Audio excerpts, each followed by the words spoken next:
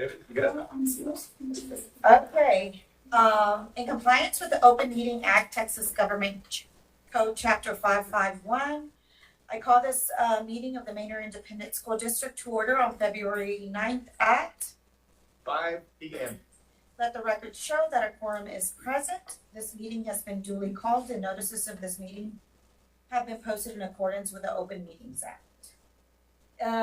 If there's no objections with any of our board members, I would like to move the Pledge of Allegiance towards the end because our student is stuck in probably the traffic jam back there. Is everybody okay with that? Okay. Okay, now we'll move on to item number 3, vision and mission statement. Do I have a volunteer for the vision statement? Vision statement. Manor ISD is the best district in Texas where we provide an equitable education for all scholars and graduate them ready to become leaders in our community. Thank you. Trustee Patterson, do you want to do the mission statement? I will. Collectively, as a community, Manor ISD provides equitable resources, a safe learning environment, and high-quality educational services for all scholars to successfully achieve and reach their full potential. Thank you. Trustee Rodriguez-Barnett. Do we have public comment? No, we don't. So I think we have closed session coming up, but I believe we don't have any thing to discuss. If that's okay. I don't have anything unless any trustees have. All right, so we'll move on to information item 7.1. Just a couple of items. First of all, we got iced out and didn't get to say thank you, board, for all the work you do. For all those in TV land, the fine people you see up here are volunteering their time for this. They don't get paid for that. And so we at least want to take some time out once a year at least to say thank you. And after the meeting or in between, whenever you get a chance, our campuses have provided a whole smorgasbord of things for you that you can sample. I know the camps are really proud about some of the items that they got you, and some of them are portraits of you. So just so you know, you get to see what those look like, and so be looking forward to that. Last, do you want to switch to our? We'll let her get settled. The other thing on there, superintendent evaluation process. Just a reminder, on Friday, I emailed you electronic copies. As promised, in your black folder are hard copies. There's also one extra long one. It's probably easier to read in Excel because all the cells colors don't come out if you don't put it on Excel. But that is part of the service center's required STAR information. So all that information is there for you. There is a blank copy that looks like this, has a rating scale on it. That is for you to fill out prior to the next board meeting. In executive session, you'll bring your scores and you will be working on these together with the attorney. And I'm here to answer any questions for you from here until Monday on the evaluation process. Do you guys have any questions on the evaluation process? I would just encourage everyone to give any additional comments just so our superintendent can get even better. So if, just encourage on additional comments that you may have. Always welcome feedback. Always want to get better, so let me know. And I do see that we have our student that will do our Pledge of Allegiance here. I will introduce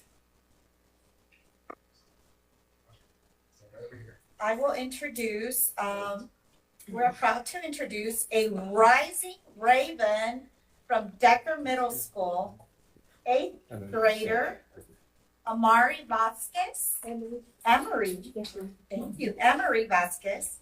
Emery is the daughter of Ashley Walker and Hector Vasquez. She is a role model student in and out of the classroom. She actively participates in cheer, dance, and guitar. Emery dreams of pursuing a career that allows her to help others and make a positive impact in her community. Her greatest role model is her dad, who inspires her every day. Next year, Anne-Marie will continue her educational journey at Manor High School. Go ahead. Stand up. I pledge allegiance to the flag of the United States of America and to the republic for which it stands, one nation, under God, indivisible, with liberty and justice for all. Now for the Texas Pledge. Honor the Texas flag. I pledge allegiance to thee, Texas, one state under God, and one indivisible. Thank you so much. Thank you.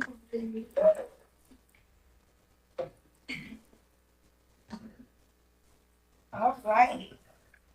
So now we can move on to 8 consent agenda items. And if there's no questions or discussions, I can accept a motion to accept consent agenda items 1 through 3. Madam President, I move board approve consent agenda items 8.1 through 8.3. Wonderful. I have a motion by trustee Dr. Lowry. Do I have a second? I have a second by trustee Rodriguez Barnett. All those in favor? The motion passes 6-0. Now we will move on to action item 9.1. Consideration and adoption of a resolution nominating a person for the Travis County Appraisal District Board. Dr. Sermani? We do have an opportunity. There were 2 resignations on the CAD board, so we have an opportunity to nominate a trustee or someone who wants to run. So, Madam President and Yes. Mr. Superintendent, I move that the Manor ISD Board of Trustees adopt a resolution nominating Fabian Martinez. I have a Travis motion. County Central Appraisal District. Thank you, trustee Patterson. I have a motion by trustee Patterson to nominate Mr. Fabian Martinez for the Travis County Appraisal District Board. Discussion point. Okay. Yeah. Okay. But before that, I need a second, and then we'll go to the discussion. Do I have a second? I second. Okay, Dr. Lowry, I have a second. Now we can discuss. My question to you on it is being connected and us being represented at the Central Texas School Board Association. What have we heard from Austin ISD, Leander, Pflugerville, as far as anyone that has approached them in the community, and Good what question. data do you have? Because if they're all, because I know AISD has the biggest, and if there's somebody out there that is strong in this particular domain, right, Fabian, not knock on you or anything, No. it's more of a matter of if we're looking at that particular area to nominate you, knowing that we've got somebody else out there that is strong and in the area with the knowledge that can help us advocate at that level. That's a very good question. Last year, a lot of people did reach out. This year, it has been something, I don't know if it's because of so many elections coming up. Nobody has, I haven't heard. I've been in touch with every trustee. I was in Central Texas School Board Association. I don't have an idea who else is interested in running. I know Austin ISD takes a lot of the votes. So does ACC. So Right. between those 2. Other than that, nobody has reached out to me, Pflugerville, Leander. So, and I can tell you, last time, you may recall, I forwarded you as I got those Yeah. before. I've gotten the Okay, so it's been for that. great question. No, thank you. Okay, so then now that I have a motion and a second to nominate Mr. Fabian Martinez, and we already have a discussion, does anybody else have anything else to say? So then I will entertain the vote. All those in favor?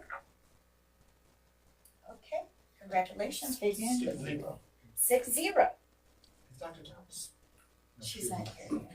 Madam President, can I suggest that we, at this point, take a recess so we can grab the food? I think our student over here wants to get some pictures.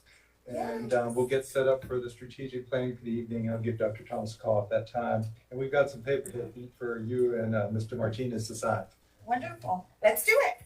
Let's recess at 5:10. 5:10. Yeah, thank you.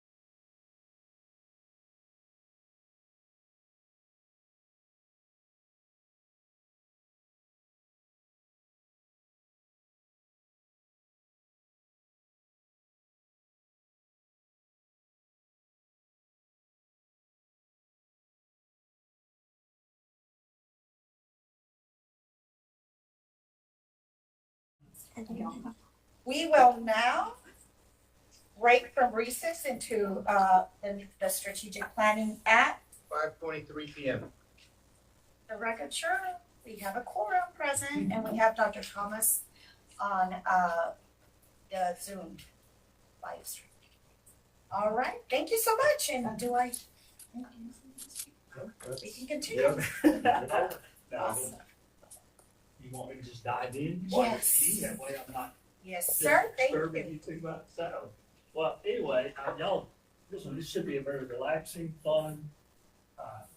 One of the things that I observed, and I'll tell you that in being a superintendent, assistant superintendent, and all those years of board meetings, when you look back a lot of times, boards don't get the opportunity or as much of an opportunity to talk about school, talk about education, talk about the real business you're here.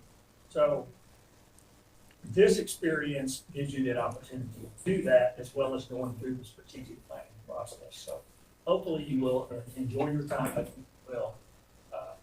we work through it. I'll introduce myself and I'd like you to introduce yourself and tell us how long you've been on the board. If you don't mind sharing, what has been your favorite experience or best experience of being a board member? So, I'll talk about myself first. I'll start with what I am now, and I'll work backwards. I do consulting work for a group of people called Into Learning. We do all kinds of work. We do recruiting, we do Principals Institute, where we develop principals, teachers academies, and all kinds of things. I don't do all those things. I do strategic planning and bond planning. So I'll be hired sometimes to come in or with a district to work a community group to decide what they want for their bond package. Occasionally I do a project that I don't particularly like, which is helping the community decide which campuses to close or where to rezone. Emma said she can take it because she's already taking Bella. Okay, I'm already here. Of course. Of course. So come on. Fine. At least you're ready. That wasn't Mary, was it? Yeah, it was. Yeah. So, Okay. And, or rezoning when there's a lot of growth and you have to move kids around. But the reason sometimes they hire me because I'm gonna drive out of town once the decision is made. And a lot of times it's nice to not have your administration taking all the line of fire, even though they're gonna take it anyway, but. So I do that. Most of the time though, I direct the doctoral program at Texas Wesleyan University, which is a really good, companion thing that I do here because it keeps me up to date with what's going on in schools. And so backing up there, I've been doing that for 10 years. I retired as a superintendent in Manor ISD. It's a suburban district north of Dallas. At the time when I came in there as assistant superintendent in 2001, we had 10,000 students and we moved on to 20,000 students by the time I had retired. Most of my work was involved in this type of work, at least from an administrative standpoint of looking at what are the major levers or things that need to be done in order to address the issues we want to get better. So for example, in Graham ISD, where I was before that, and in Allen as well, when we got there, and when I say we, there was a team of people that we kind of got together, assistant superintendent, assistants, and group. And each district kind of has some unique problems that really need to be addressed. Well, one of the best ways to do that is with a really concise strategic plan. And a lot of times there's versions of that. So like, for example, in Allen, we had 3 or 4 significant things that had to be, I call it, to use a football analogy, I would say, what do we need to do to not fumble on the 1 yard line? What is the biggest thing, the absolute or biggest things? So the great part about that is once you solve those, and a lot of times those are very tactical, you move on to the more classroom level things. You move on to say, okay, once we've got this addressed, we can really look into what we need to make sure the mission, vision, and values are actually realized in every classroom. So that was kind of my role as assistant superintendent. I was always in that process of working with the district and the board to facilitate that process. And by the way, I'm not typically by myself. I have a partner that works with me, Karen Cummings. She's a former retired administrator from Manor ISD. She will be with me in the future meetings. She just had a vacation plan tonight, so she couldn't make it tonight. So prior to that, I was a teacher coach in different districts. I have 4 daughters, all married, 7 grandchildren, and they all live around us. So that's what I do a lot of my time with them. Their ages from 5 to 15, and just really enjoy that part of life. It's like we still live in Allen, and again, I'm at Texas Wesleyan, but we're a fully online program. We're nationwide, so basically operate pretty much from my office at that time. So enjoy doing this kind of work. Thrilled to work with you. Enjoy getting to know. Of course, Dr. Williams and I have been the ones contacting most of the time. I've enjoyed meeting some of you. So with that, if you would, Caitlin, if you would start, tell us about you. Sure. My name is Caitlin Lowry. I have been on the board for about a year and a half now.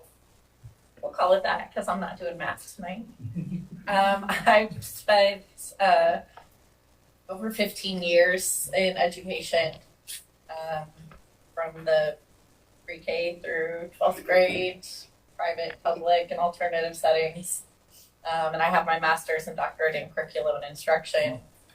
And I currently do consulting work as far as data collection and analysis work with educational institutions. And I have to say that my favorite part of being on the board has really been opening my eyes to all that encompasses the successful progress of a school district and the importance of making considerations of all different aspects and all perspectives. Patrick Patterson, Caitlin and I came on the board at the same time, a little bit over a year. My background is this is my 40, 60 year in education. My first 30 was K-12. 28 of those years at Austin ISD. I was in principal for 20 years. Since 2010, I've been at UT Austin, college education, director of student partnerships in the college education.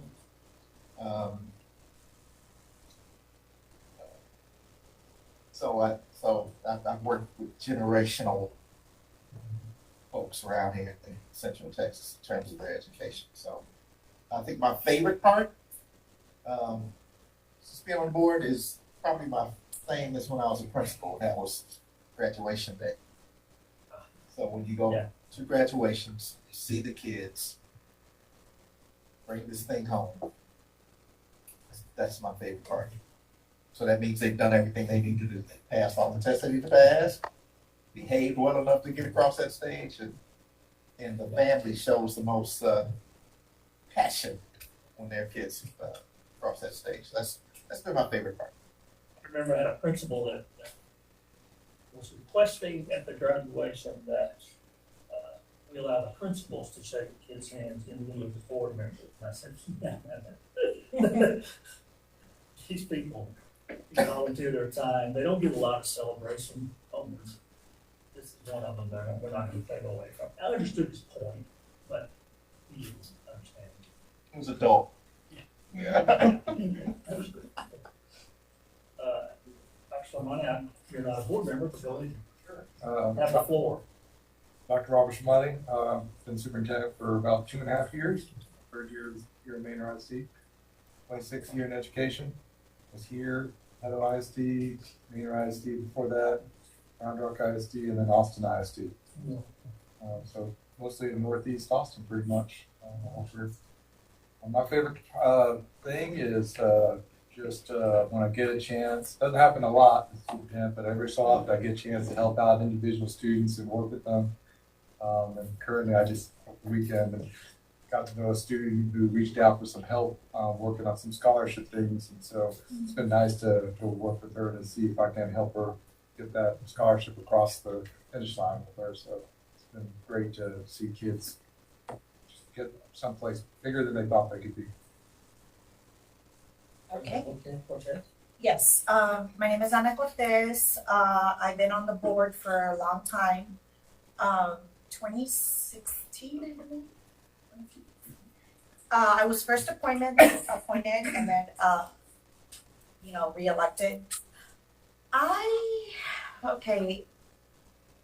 What I do, I'm currently a realtor, but, as of 2 years, but I've kind of always been an entrepreneur. I started my company when I was 24 years old, and my clients were doctors. I did medical billing, and then from there I expanded their practices and everything. Actually helped open the medical towers in Shadow Glen. We were hiring for my coffee shop. So all my family are educators except me.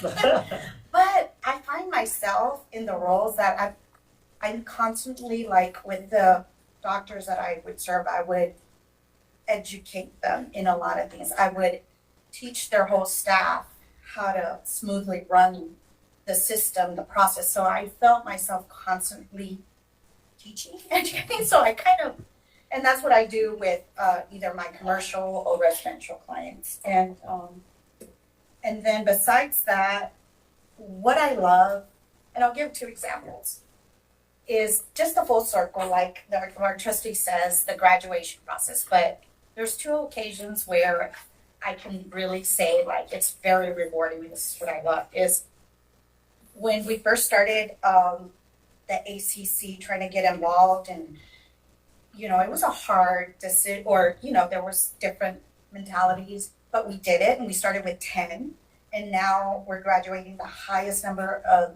seniors getting associate's degrees in Central Texas. So that's so rewarding. This is amazing. My second is, I remember when I was at the coffee shop, I had one of our students. She was working at Sonic making $2 an hour in tips. And she knew that I was working with doctor clients and I was helping open the medical towers in Shadow Glen. She reached out to me. I helped her throughout the process. And then later on, years later, she was about to become a physician assistant, but she needed internship. She needed somebody. Nobody was taking her in. So because of the resources I had, I was able to get her that position where she is now physician assistant, getting her becoming a doctor and working at hospitals and everything. And so anyways, I was just so proud of that moment. Baby Martinez, 3, been a board trustee now just under 3.5 years. Education for me and my family, it's always been an important thing. I was very passionate about it with them. So having an opportunity to, like my co-trustee said, when we see the graduations and we celebrate our students' achievements here, and we see some of the things, I get a chance to, or at least I get to see some of that in somebody else as well. So yeah, bringing that, my favorite part is having a part in bringing that passion and that feeling of completing and accomplishing.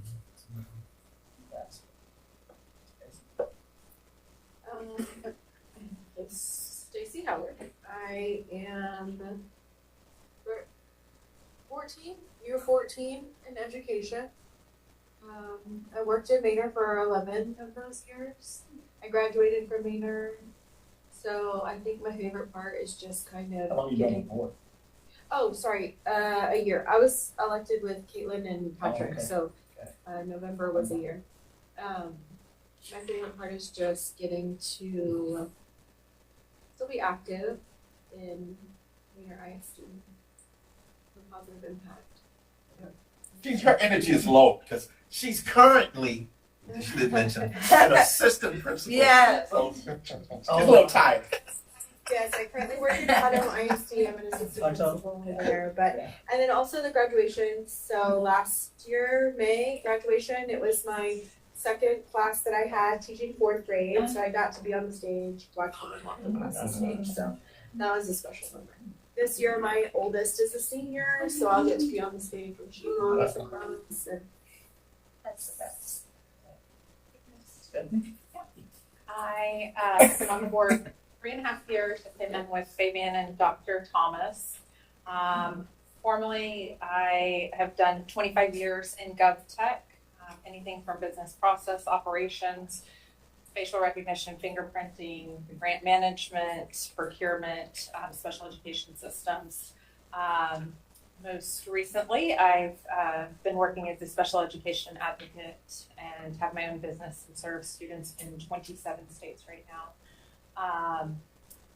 My favorite thing really is day one walks and the excitement and the buzz that we have, and then that same energy on the day that we graduate. But then there's so many stories that we hear throughout the school year, and so I have been translating that and working with legislators here in the state as well as nationally. I've made a couple of trips up to DC so that they can hear the decisions that they're making on Capitol Hill, how they're impacting our students, and sharing that information. And then I have 3 kiddos that have been served by Manor ISD. My oldest is a U.S. Marine, and then I have a middle schooler and a freshman at New Tech. Dr. Thomas,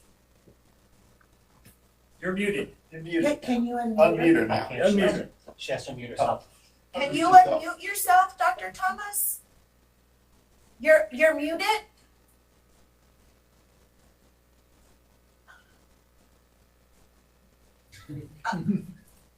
We can't hear you, Dr. We can't Thomas. hear you. You're muted. You're muted.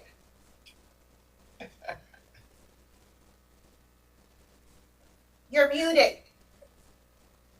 She's trying to She's trying to figure it out. Okay.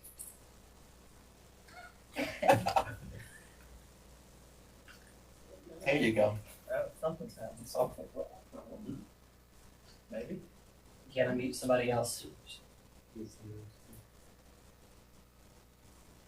That's one way set up there. We can mute them, but they can't, we can. Yep. Really? Yep. Okay. They put that in the She's warning. trying. Right? Yeah. I think she's trying. It should be on the bottom of your screen. It looks like a little microphone.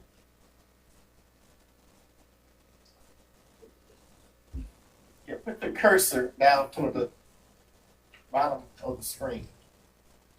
I think she's on her phone. It's still the same place on the phone, right? Should be. Yeah. Did somebody call her maybe on their cell phone?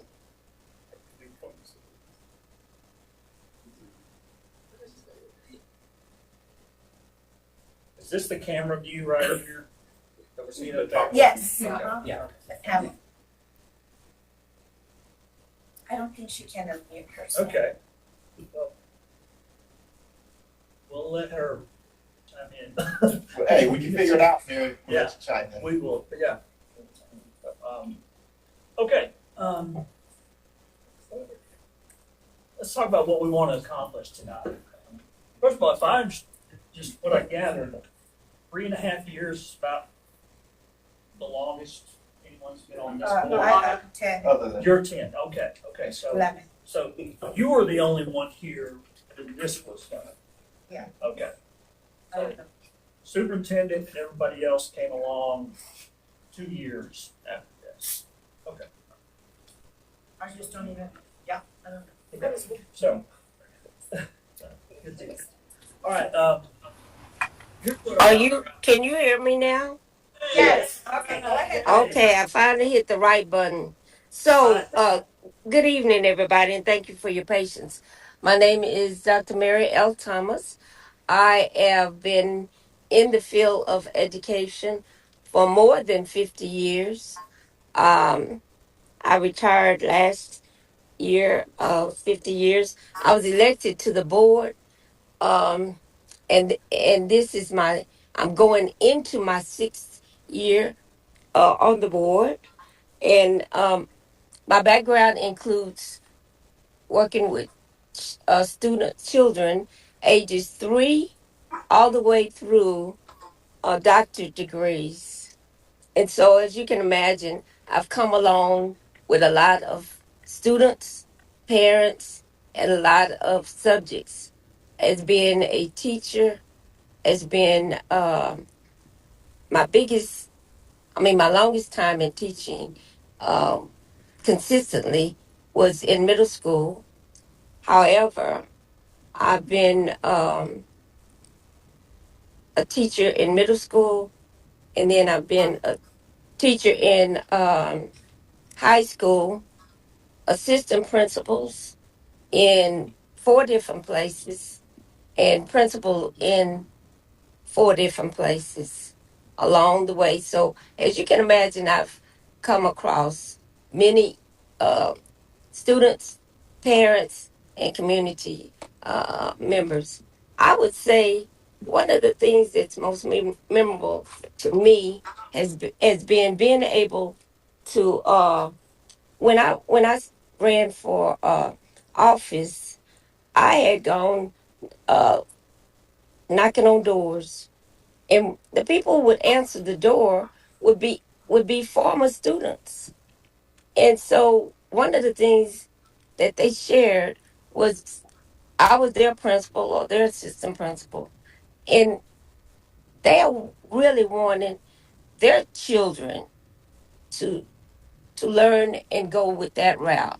So that was very rewarding to me because generations had happened for me, for students, and for parents. Um, After 50 years, I did retire, and I flunked retirement because I was able to be recruited to Precinct 1 to be able to work with juvenile uh, programs, juvenile justice, which does include Austin ISD, Manor, Elgin, all charter schools in those areas, and all of the parents and the government. So I have a very wide range of experiences that have been rewarding. And of course, one of the things that I really smile with is seeing former students to coming up and say, "Do you remember me?" Now I probably got about 2,000 students. Says, "Do you remember me?" And the answer is such a big smile. I remember your eyes, but the names, the names are a different story. So that's me in a nutshell. Thank you, Dr. Thomas. I had heard you have a relative connection to Texas Wesleyan and I Lovejoy. do. In fact, my grandson just got recruited and he signed with Texas Wesleyan on signing day on Wednesday of last week. So it's really pretty exciting, and it's for academics and for athletics. And he's a Lovejoy. Yes, they had to sign in at Lovejoy, and there was two of them from Lovejoy. My grandson and one of his classmates have known one another since they were 6 years old. They started school together at age 6, and here we are at the signer, and both of them got signed on to Texas Wesleyan. Oh, it's fantastic. I look forward to seeing him play next year. Yes. Oh, one other thing I want, and then I will, when you end up being in so many things, I am a past president of the Texas Alliance of Black School Educators, and that is something that I have taken great strides in helping our students, our parents, and educators to grow and to do more for the students of Texas, as well as being as as well as being selected last year for the state board with the state board of with the state board level and being a part of that cohort. There's And then, you. then I'll be quiet. All right. Here's what we want to accomplish today. First, we're going to give you an overview of the process of strategic planning and talk about your role. We're going to do a pre-work activity. So we're going to get you up or at least working on some of the information that we've put together that you have helped put together. And then we're going to chart some of your findings from that. And that's going to be very important as we move on through the process. And we're going to discuss the beliefs, vision, and mission. You already have an established set of beliefs, mission, and vision. But it's my understanding from talking to administration, you're interested in re-looking at that. And from your perspective, giving your thoughts on that. And I'm going to walk you through an activity to do that. And the plan will be for the administration will take it and massage that and then come back to you with something that reflects what you were thinking regarding, am I on target there? Okay. And then one of the most important things beyond that, which is important, is develop pillars. Now, pillars are just, I call them just categories. We call them pillars. You have to give the next group, which will be a broad representation of the district, but we'll talk about, because you'll have input on that, on what you expect to see with that. You have to give them some framework to work within, otherwise you're just all over the place. So from your discussion in the pre-work activity, from your discussion of the beliefs, we want to develop some really, we're calling pillars, but they're the categories of here's what we want the group to work on. And you'll see when we go over the process how that fits. And then finally, talk about the makeup of what we call the strategic planning team. You'll see the acronym SPT throughout the information. And that team will talk about what we recommend that should go into that, but that's entirely up to you. You'll take your input and say, okay, here's what we need to make sure this. So I'm going to have some staff help take notes on that to make sure we capture that. So that's our outcomes. So what is strategic planning? Now, I'm not going to read all these bullets to you. I'm going to let you read through those. But as you're reading through those, I want you to think of which ones speaks to you the most. Now, Dr. Thomas, we sent you the documents. Sorry, she can see the PowerPoint. Yeah. Okay, you can see the PowerPoint. Okay, good. I want you to think through which one speaks to you the most as far as moving forward with Manor ISD's plan. Just take a moment to look through them. The second book. Unity of purpose throughout the district. Somebody else. I like that one, but the first one just popped out of me because focus, proposal, and planning. I in my section I put we need to be intentional. We need to try to even forecast to really have a very good strategic plan that we can meet. I'm going to cheat. I'm using two, but I think it's an extension of what Dr. Sermani has done year over year. Mm-hmm. First aligning central admin, then aligning campuses, and now really starting to look at other programs. So that filter all decisions and roadmap for daily work. I think it's really what I see as far as importance. Anybody else? I really like the last one of can truly influence the future of the district. I don't want our strategic plan to be pretty words on paper. Yep. I want it to lead to a purposeful action that results in intentional success for our district. Dr. Williams, from the administration point of view, which one speaks to you the most? I would say unity of purpose throughout the district. And to me, once an organization or a person finds its purpose, it's relevant in that time and it points you towards the future, and it also acknowledges the past of where you've been.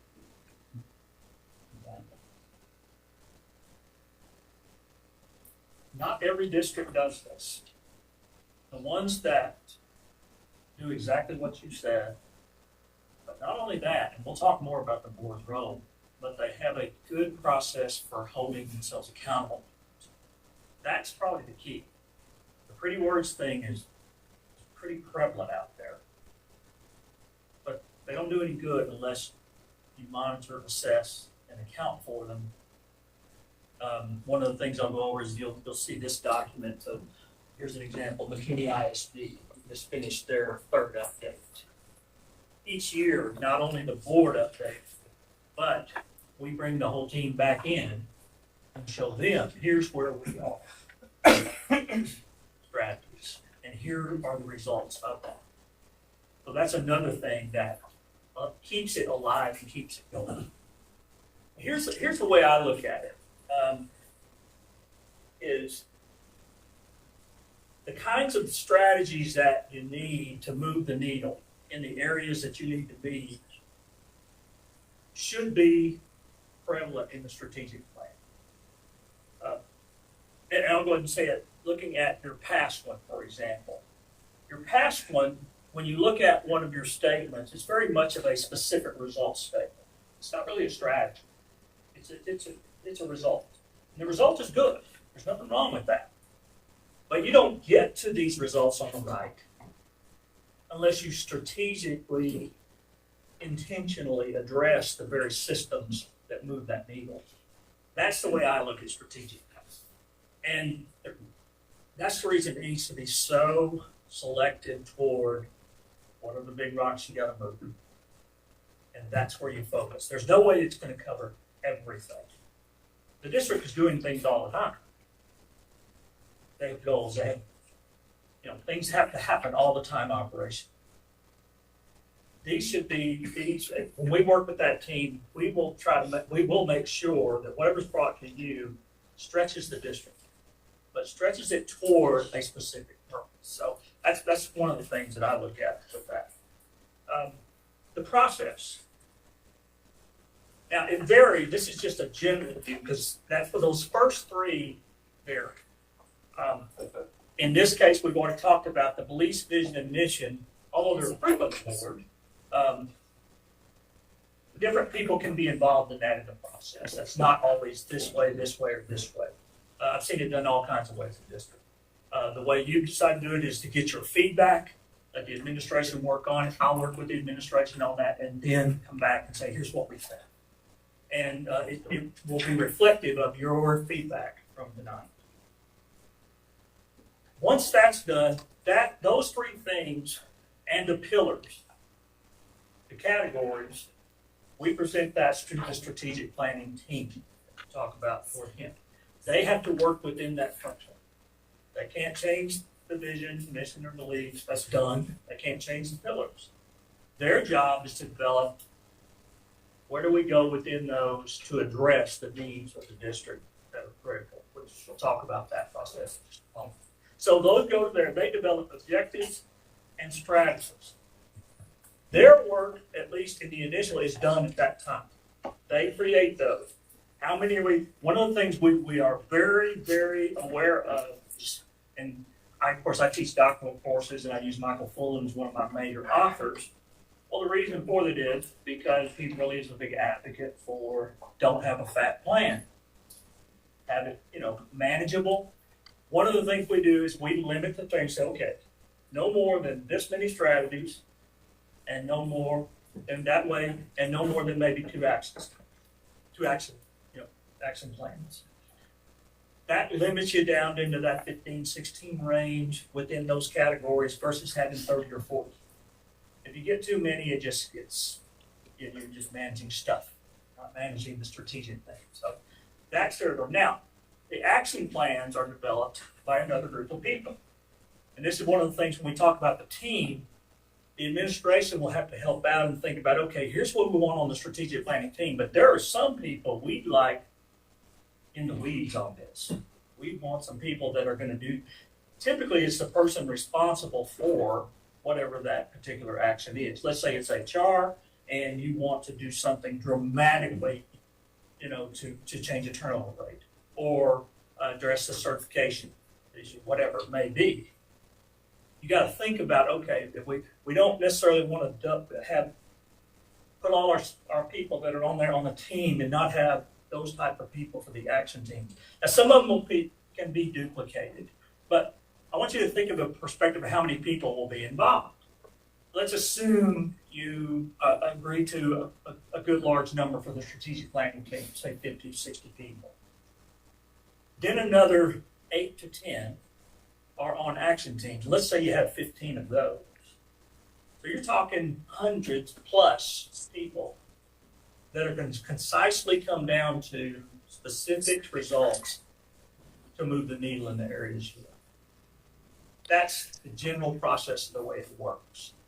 It gets a lot of community involvement. It gets a lot of work in there, but it's very concisely done. It's not wide open, and they're working within a framework. Questions or comments on that?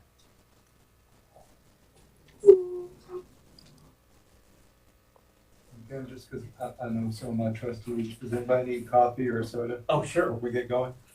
You good? Yeah. What? You had a lot of, so I had a lot of, I can always use, if I don't have it. Here's our timeline. Okay.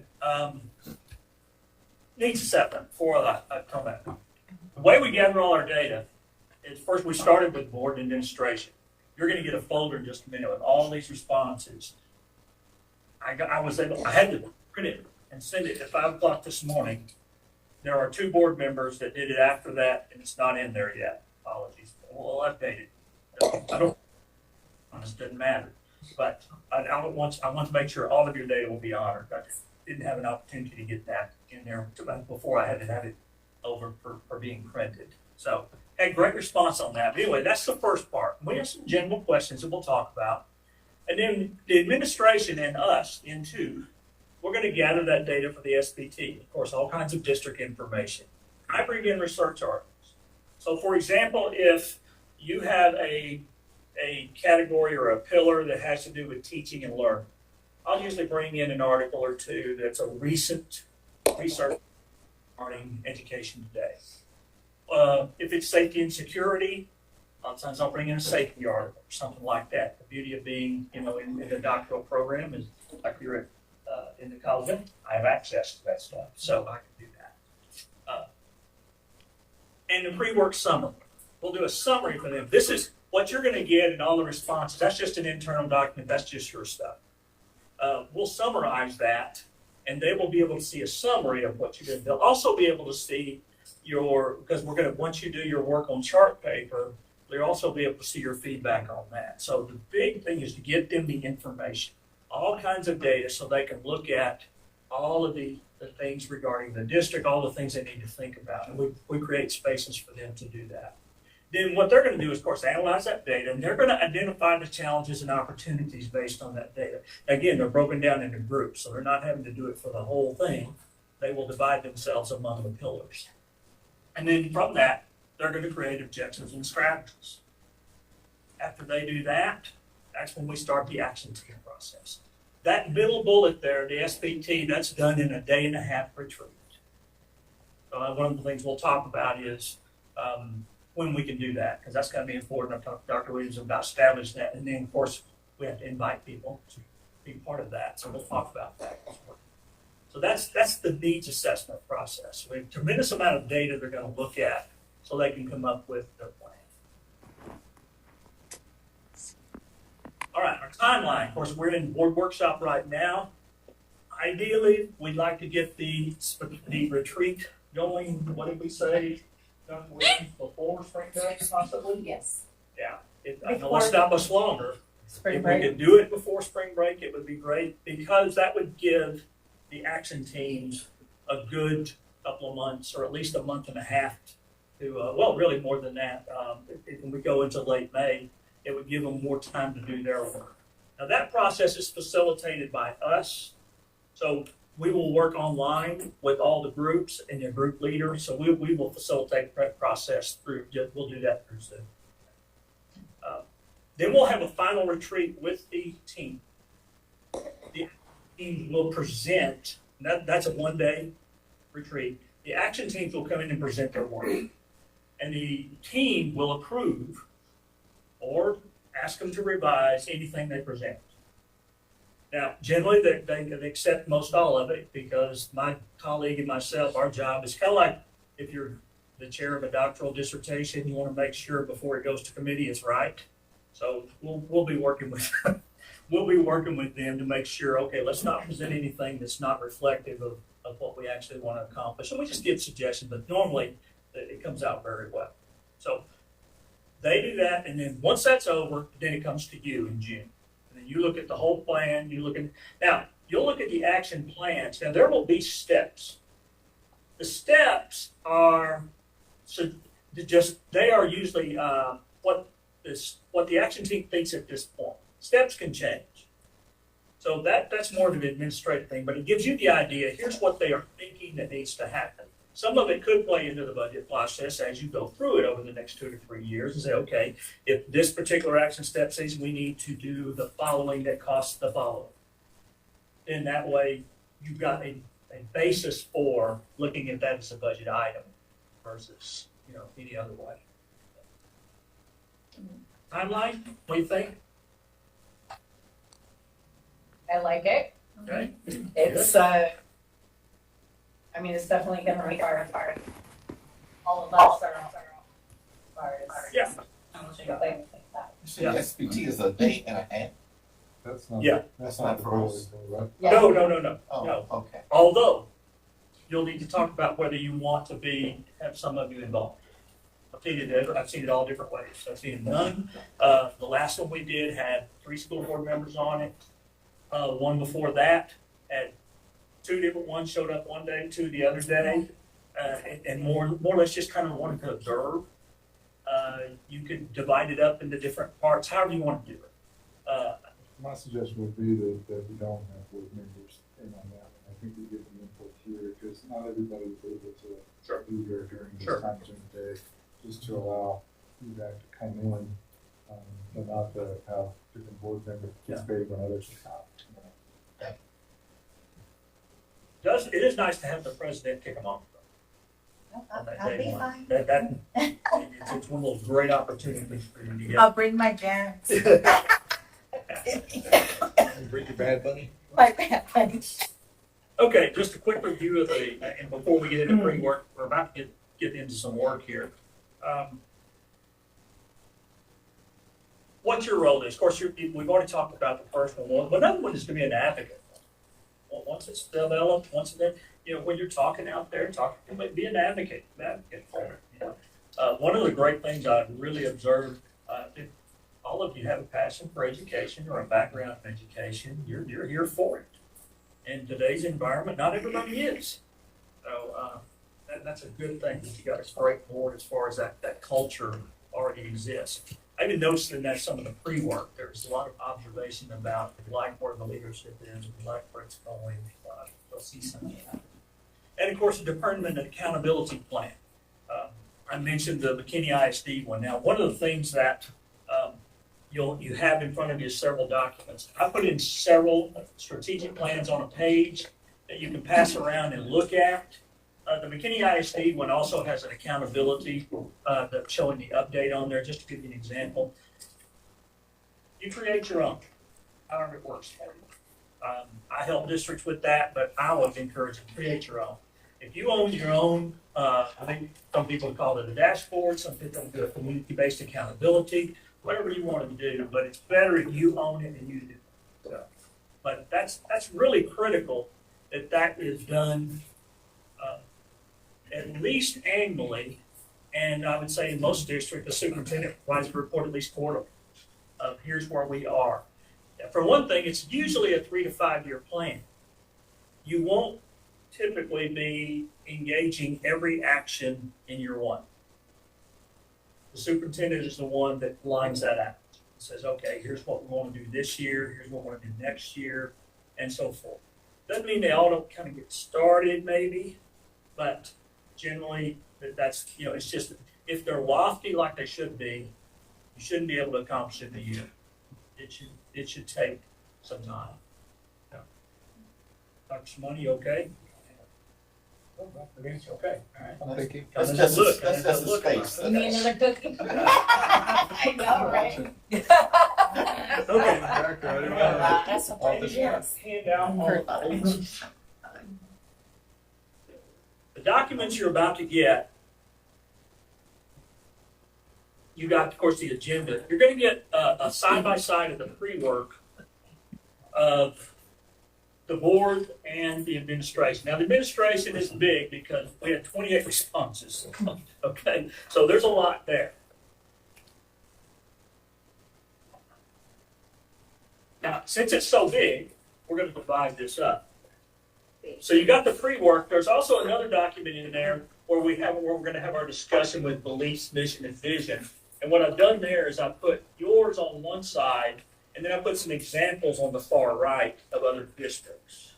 And I can tell you there's one mistake on that, and I'll go over that later.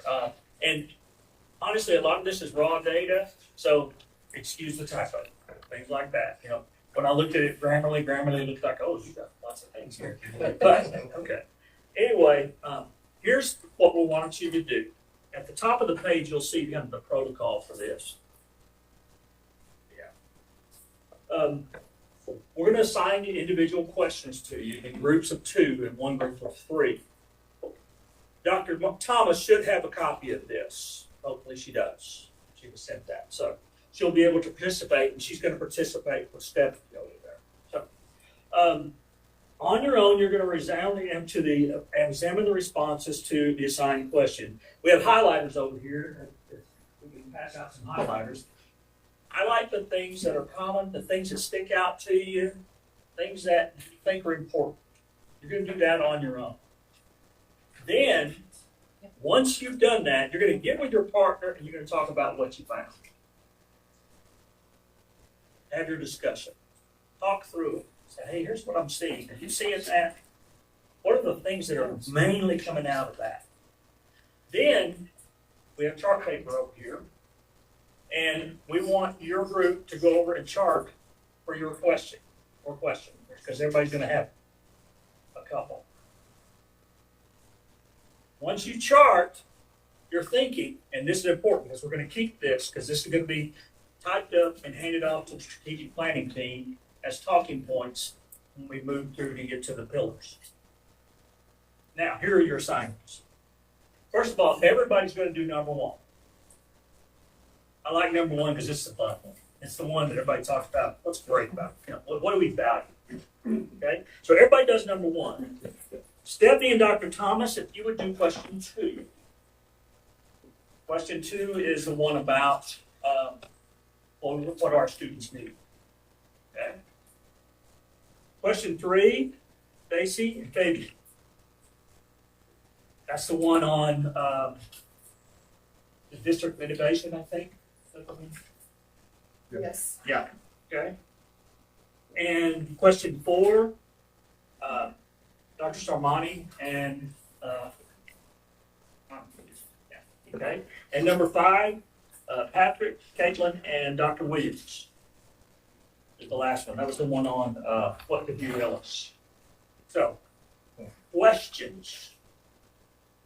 All right. I'm going to give you a good 10 minutes or so to 15. No rush to do your highlighting. Then get with your partner and have your discussion. Then when you think you're ready, head to the chart paper. Okay? I'll take this one. Yes.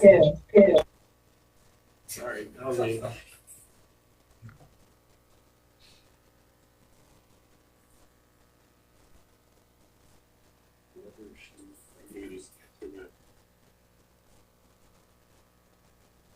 I'm good. I think I need it.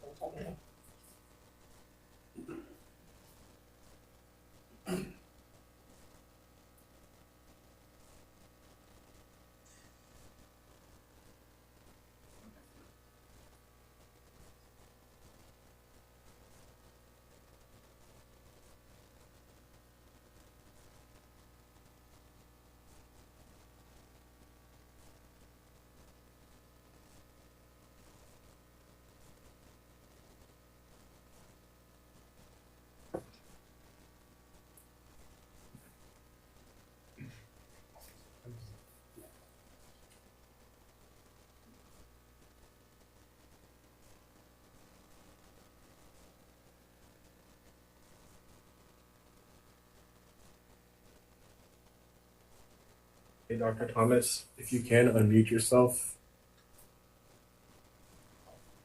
let me know that you're ready.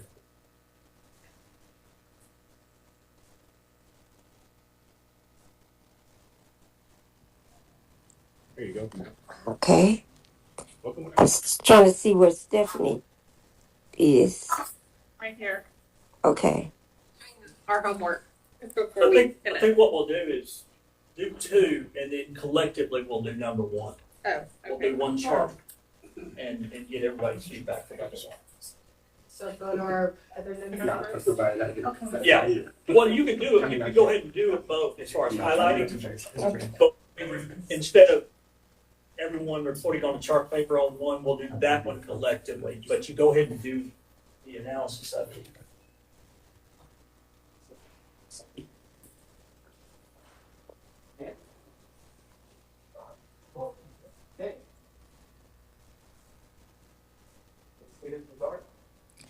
No, I'm online.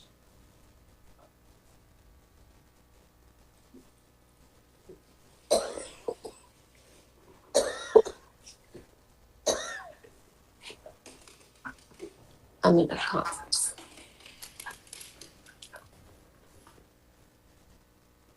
All right. Hey, Did my mom take Trinity to team dinner or something? she dropped her by somewhere and then she's coming.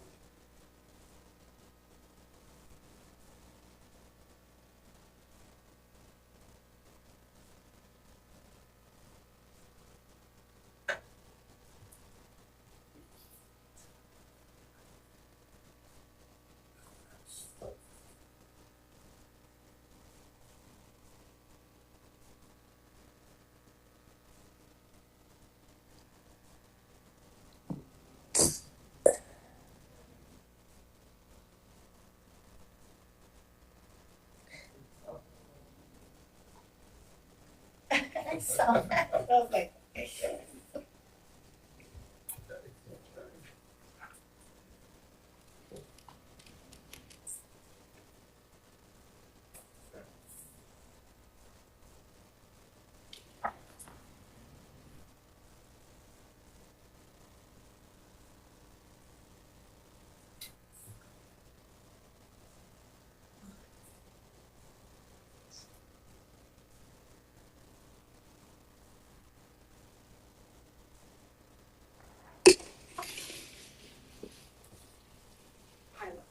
No, right? Everything's a first. One thing beyond graduation.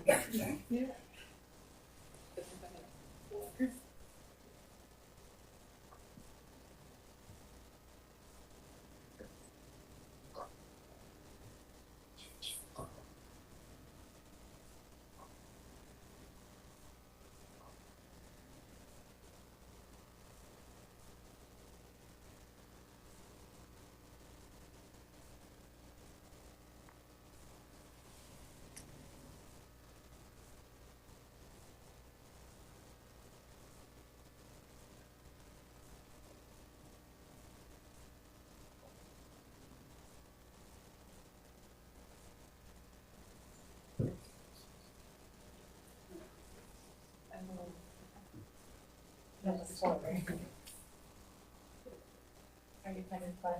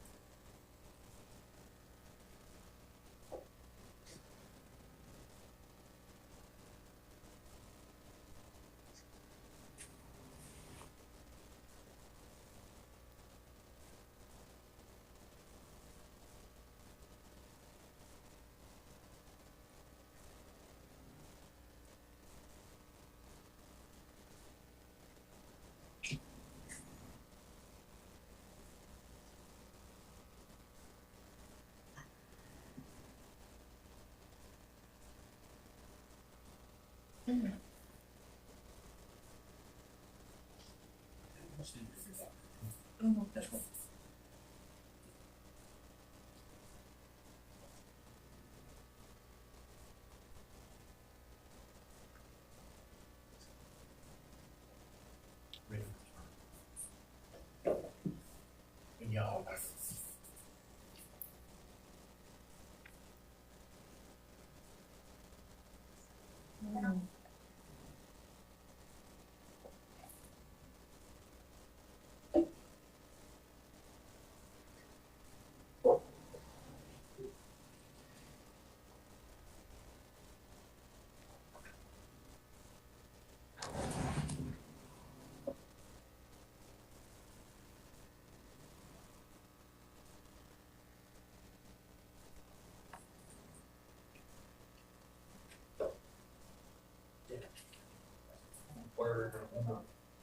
Which question?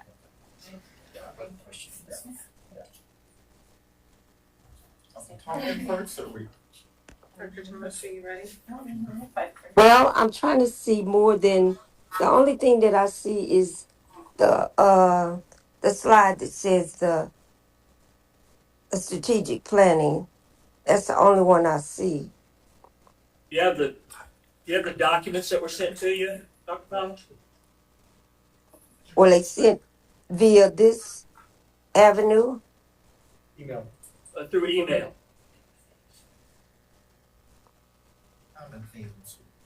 Which email? District email. Factors that District email. affect. Okay, that's not what I'm on right here.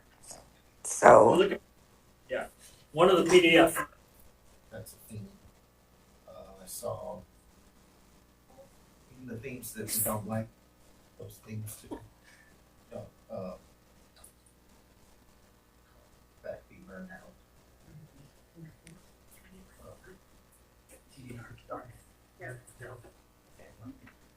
Because the mic's up. Knowledge of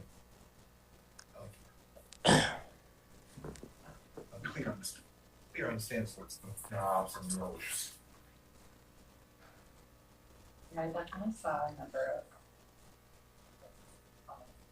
Alignment on that. Yeah.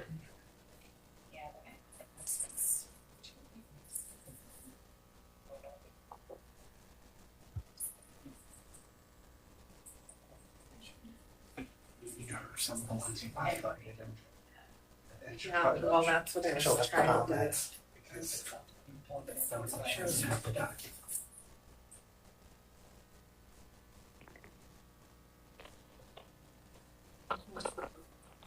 Have you gotten access to it yet, Dr. Thomas? I'm trying to open all of what emails came to the Manor one.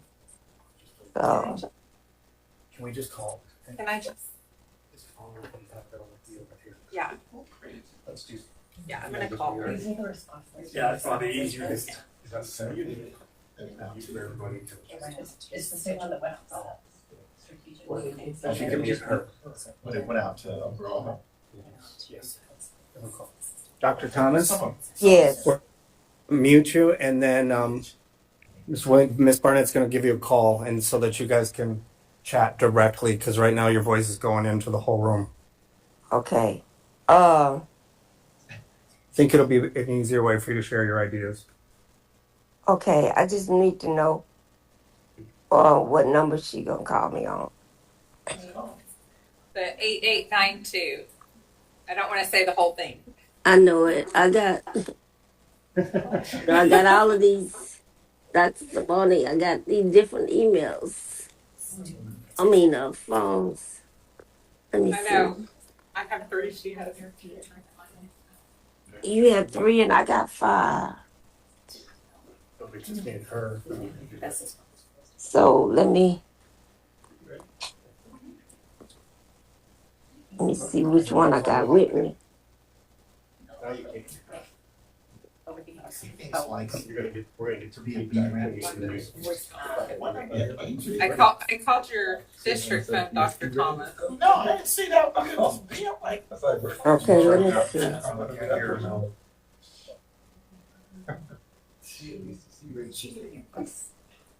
I wanted to say forward it to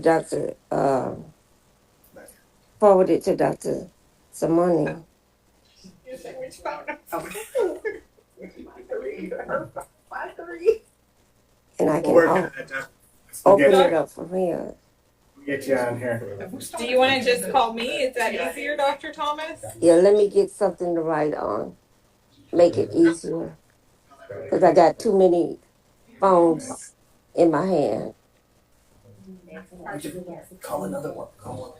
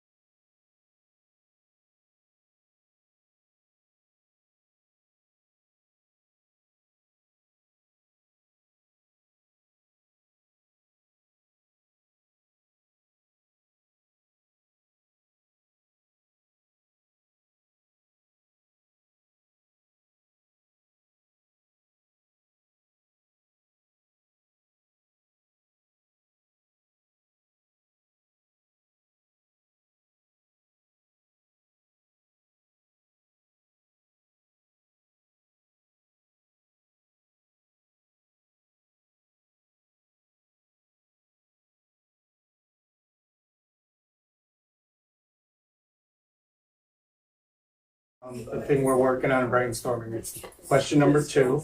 Which is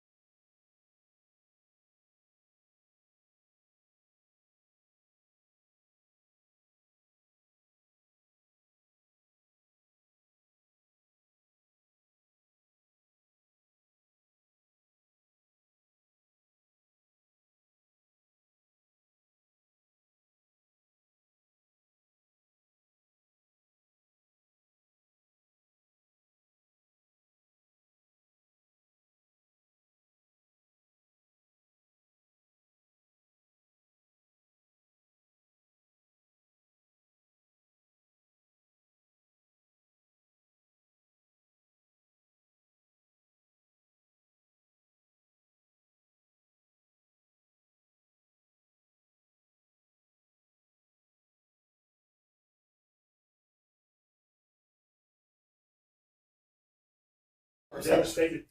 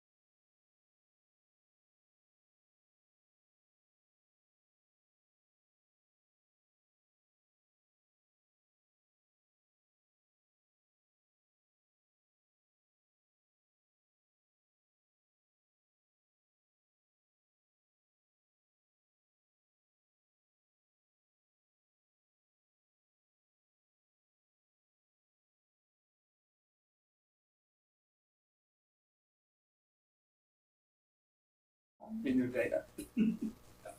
Sorry, intelligence artificial. Here's the one shoe. Okay, all right, bring that one up. All right, so let's report out. We'll start with number 2. What do students need for their future? Who had number 2? Go. Dr. Thomas, Okay, you I and did. Dr. Thomas. Okay, tell us about your conversation. So, what students need for their futures, the big one that we saw as the foundation for success is literacy and math skills. Sorry, there's a glare right on it. Strong foundation. That's exactly what I'm saying. Other skills that are needed: social emotional skills and mental health supports, critical thinking skills, problem solving, adaptability, and resourcefulness. Access to information, options for students' future, guidance in scholarships and scholarship searches, early access to career pathways and college visits, industry verified industries. So all of the industries for CTEs want to make sure that they're verified, staying relevant. So admin always checking to make sure that that is the case, and revisiting those as needed.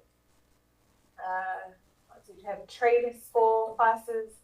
Healthcare was specifically talked about as a pathway: mechanic, plumbing, HVAC, junior ROTC programs, and then digital and AI literacy. That's what we have. Other feedback from the group? Hit all the targets you think? On number 2? Yeah. Great job. Yeah. Thank you, Dr. Thomas. Well done.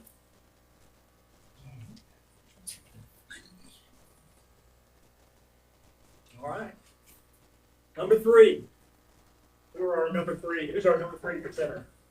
Ian Fabian. Talk about the district of innovation. Now, this question, before you do that, this was one the district asked me to add in. That's not a question I would normally use, but they were interested in feedback specifically about this. So that's why it's there. So, go ahead.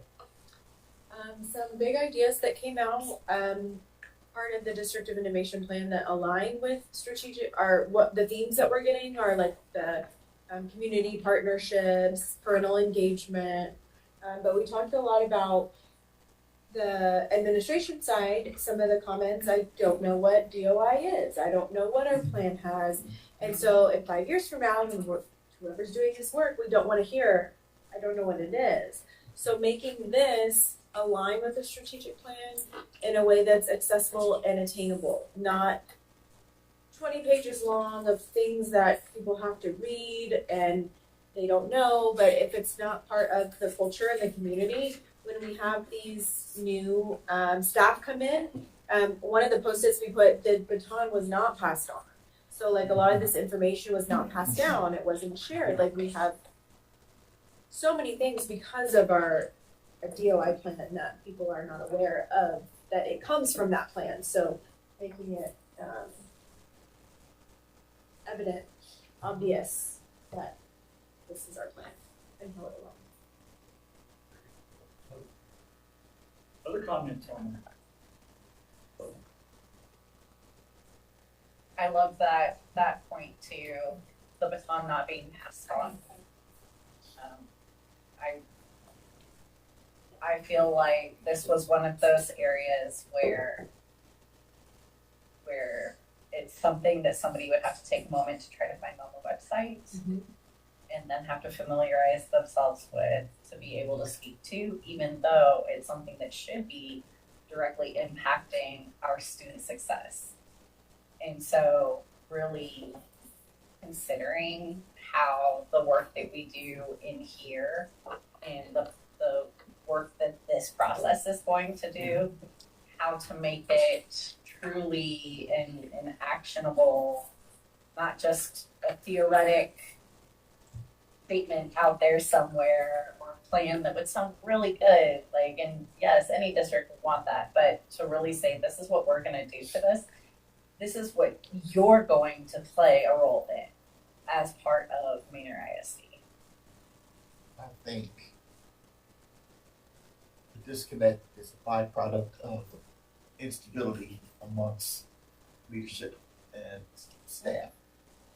If we have stable leadership, whatever plan is created is going to be implemented because you have time And make sure to that they grow it, test it to, with time. you know, to make sure it happens. When you have instability, it screws up everything. I don't care how beautiful it looks on a page.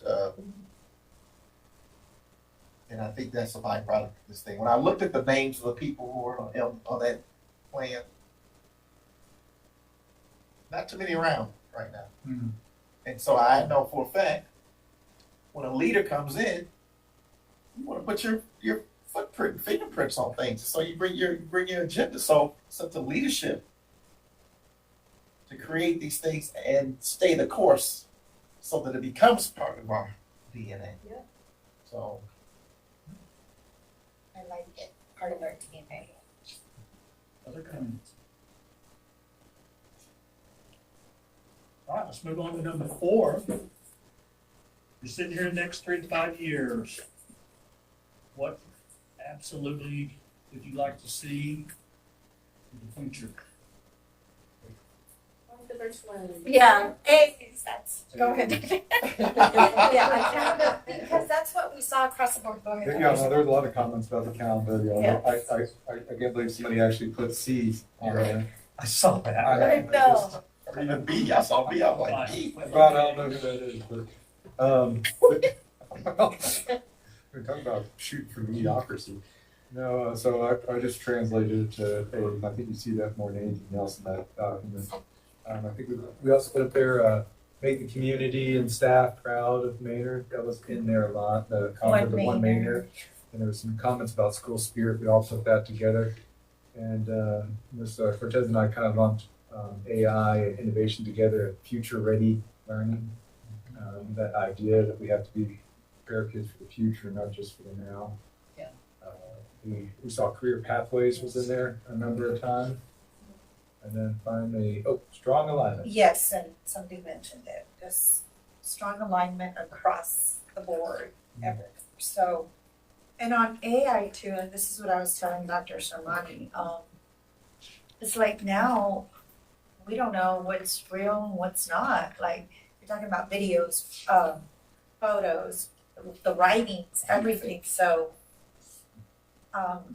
just what the future really looks like and prepare our students for AI, and that's what we saw here. And kind of prepare them. I always say forecast for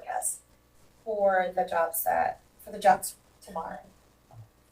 Well, about 20 years ago, we were saying we need to be able to function in ambiguity. We just didn't know what ambiguity was 20 years ago until now. Also on that one, there was also not just the AI literacy, but also its limitations and the ethical implications. Now, that one, I know that there's a lot of different feelings from staff about, should we use it, how we use it, when we use it, what's good, what's bad. But I think that it is important that we also train our staff, our educators, on all those things as well. Because especially the ethical implications part of it, and its limitations. So if this is all new for everybody, and the impact on everyday life, it's going to be for everybody. But whether we know it or not, we are the ones that are going to be teaching our kids about that aspect of it. So if we don't have a good grasp of it in those areas, how do we do it? Other thoughts? I like how much of the responses for number 4 align with the responses to number 2, as far as what we want to see for our future generations. It really shows alignment in the way our leadership is looking at what we need to do to move forward.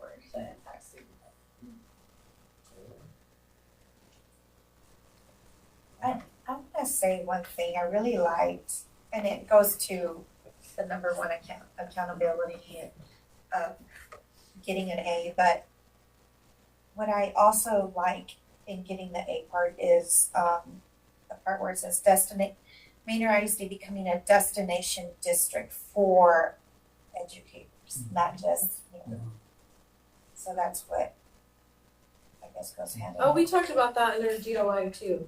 Fall break. And we were talking about high impact. What's high impact? What's low impact? Impact doesn't have to be this big lofty things. Fall break gets teachers here and keeps them here. I don't leave. I don't want to leave my fall break. And just things like that that we can align to get those high quality teachers. There was a part too about the data, how we can analyze it. So I guess getting the data that would give us answers like that, like how much does that impact? Sure. And Not just the outcome, something like that. absolutely, and it, like she said, also it doesn't necessarily just have to be just on the big lofty thing. It could be some like the fall break. How much impact does that make on how we retain our educators and how that makes them feel about their work?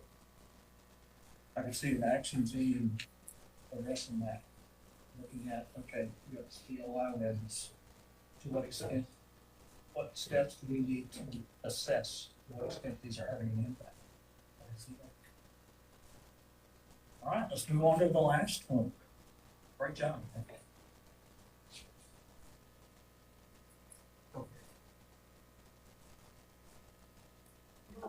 So what could derail the momentum? We saw a lot of comments. It was interesting. Like, I guess throughout all of this, what's really impressing to me is how much alignment we see within the perspectives of the people responding. The idea of negative academic achievement, both standardized testing type achievement, but also classroom level achievement. The idea of us having a lack of clear accountability measures, fiscally, instructionally, organizationally, as well as negative culture and climate at both campus level and district level. And then like the effectiveness of our stakeholder reach. Like, are we truly creating partners of education with all of our stakeholders? Are we really getting everybody involved as the village that helps to raise the child? And if we don't do that, how successful can we truly be in a strategic plan that requires everybody? And then finally, really speaking to the importance of attaining and retaining quality staff and really providing support for them to want to stay, and then hopefully, like, fingers crossed, start telling everybody else where to go. Like, the idea is that we provide what is not only needed, but what is wanted for an educator to feel like they are part of this district and that they are making a difference. So that idea of what could derail the momentum is if we're not paying attention to those really important necessities in the district. You know, sometimes y'all think I joke when I say things like, I want us to become Eastlake. And because of the job I have, I was actually able to go visit Westlake for almost a whole day 2 weeks ago. And because I wanted to see if those kids had 2 arms and legs, and teachers say, I just want to see if they were human on there. And I'm going to tell you, those kids are the same as our kids. What that community has is just a level of expectation of excellence. And it's a little simple thing. I went on a Friday. You know how we have these spirit days where you're supposed to wear your shirt or whatever? It was a pretty large school, and every staff member, including custodians, had the same shirt on. It was just, they weren't doing rocket science. They were just teaching kids the information, kids were paying attention, doing the work. Those people are human over there. And if they can do it over there, we should be able to do it. We should do it over here. It's not a miracle. But they are on one page, one vision of excellence. All kinds of excellence. He's slick. All right, good stuff. All right. Table that for now. Come back to it. We'll get to the pillars, but we're going to shift gears to get your feedback on your beliefs, your vision, and mission. Okay. So get the document out that's in your folder that is labeled One Workshop Beliefs, Vision, Thank you, Dan. Mission. It's in your blue folder. In your blue folder.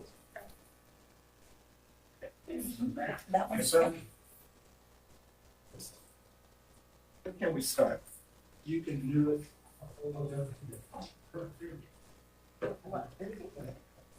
Yeah, I'm comment. asking to record our feedback, but first, you have some, what I've done here is I've put yours on the left. I put some examples. Now, go to page 3 and cross out where it says Manor ISD, we believe, and all their beliefs. Cross out all of We it. don't believe in Capel, huh? No, the problem is I somehow pasted the wrong beliefs under that history. Although I'm going to correct it and send you a new one because those are really good. So we cross out the whole Capel. A whole cop out, yeah. That one's wrong. Now you have some other examples in the documents that I passed around, so you can see some other examples. But let's start with this. Let's start with okay. Well, simple question: do you want to change it? I do. Okay, I don't want to change the whole thing, but there's some parts of it that I want to change. sure. But is there a consensus that you want to look at changing it? Yes. Okay, so we'll start from there. Okay. That's a good place to start there is when you look at yours, what are the key themes that, and you can, Matt, if you would highlight them. Okay. What are the key things in your current beliefs you really like? That I like. Yeah. Oh, I like the fact that we're intentionally about having an equitable education, that we want high quality instruction, Yeah. that we want the students to come back here and be leaders in our community. I love that. Okay. I'm gonna push Maybe just on the maybe just do community notes instead of part. Yeah, just do notes. That'd be easier. Even though we have a lot going in our community and we have a lot of tech industries. Oh, I was I saying think it's- positive stuff. Yeah, no, I'm not saying it, I'm saying it, I don't want us, and I don't want anyone to look at that and to say our community. I feel a global community, right? Is kind of where I'm thinking, right? We're AI focused. We're making sure they're ready for that. So what is that next step for them, right? There's so much for me that's a little bit limiting to just say our community. Maybe a global community, maybe an innovative community. That's kind of just thoughts that I've Sure. had. And we want to collect all the thoughts because remember, the administration's going to work on this, so nothing is off the table. Oh, so she went there. I have a real issue that these thoughts, in my opinion, leads to the word student having some sort of negative connotation. I think to be a student of something is a great thing. I think the word scholar doesn't happen until you earn some sort of performance or achieve some sort of level of performance. It's not, I think just because we're calling students scholars doesn't make them scholars. I think they're students, and in order to attain a certain level of achievement, that's when you become a scholar. I think that's what I think. I think that is too PC back in 5, 7 years ago, whenever this was written. But I think there's nothing wrong with being a student. In fact, to be a student is a great thing. Sometimes we have young people who haven't learned to be students yet. So let's raise the bar, have our young people become students, and then even have another bar towards scholarship. That's my pet I'm peeve. right there with you. That's my pet peeve. Yeah. And I was in that previous strategic planning, and I think what was the intent was high expectation, to have that high expectation mentality of a scholar, just to set up that high expectation, and that's just what I got from. But that's I think too, the difficulty, right? I wasn't part of those conversations. I wasn't part of the community even at that point. But I can tell you what I see from our community, and I can tell you what our community thinks about us using that word. And it's not I've a seen it. positive connotation. Yeah, I see that. And I think that the course correcting for us and the alignment with how they see their children, how they see our children, our students, to hear that and to see that, really, it helps us in, like we were talking about, rebuilding that trust, and making sure that the community hears us. So yeah, Patrick, I'm right there with you. So I'm cool with it. I'm cool with them as they're written, except for that word. Okay. My only take on this is, when I ever do belief statements, I like them to be short, hard hitting, and that are easier for people to remember rather than kind of like that first one, which is a whole sentence of lots of stuff. I just wrote down some examples, like I was trying to rewrite them in something I would write. Remember, this is purely, I'm saying Dr. Shmai speaking, not meant for you to just take these, but when I look at those, I was like, every student can achieve. Our diversity is our strength. We're one with our community. And I'm sure there's a couple more that belong in there. When I send you copy of it, you'll think, okay, you're right on board, because that's exactly what they did. Well, I like that. One key word in what they call in core back. Yeah, exactly. One key word in core back. It's easier for staff to remember that. It's easier for me to remember it on the fly when I'm dealing with something. And I was like, oh And man, I for all of should us, too. have brought that into that conversation. But when it's a longer sentence, I forget. I didn't catch the third one. We are one with the community, guy. Something along those lines. Anyways, but free to give feedback on that. I love it. Well, I'll just know that you said the word student.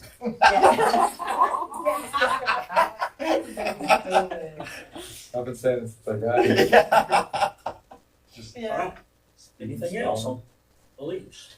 As they exist right now, they all have the same words. They all kind of mean the same thing. Yeah, They're not unique. Yeah. As they're separate, but they're not. Yeah. So, There's a lot of similarities. It feels redundant. Yes. That's right. Yes. get that one, Matt? I hate redundancy. All those same words, that's just My not. favorite. Right.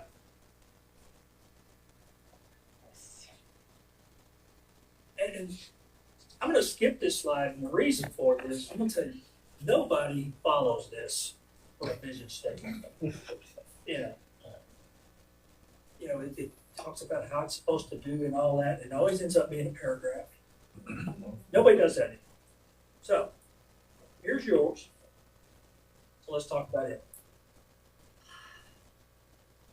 The Students. the general, what, and you saw in the examples, most people are moving to a simple, straightforward, short, it becomes your brand.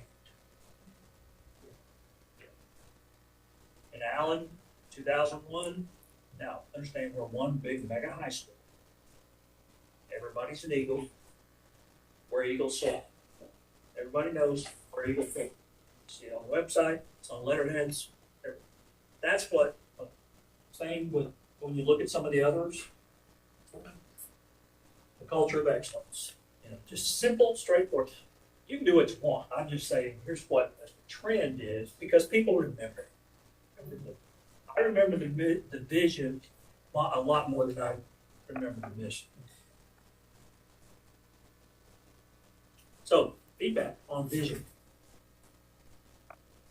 Or right away change scholars, students, and put a period after leaders.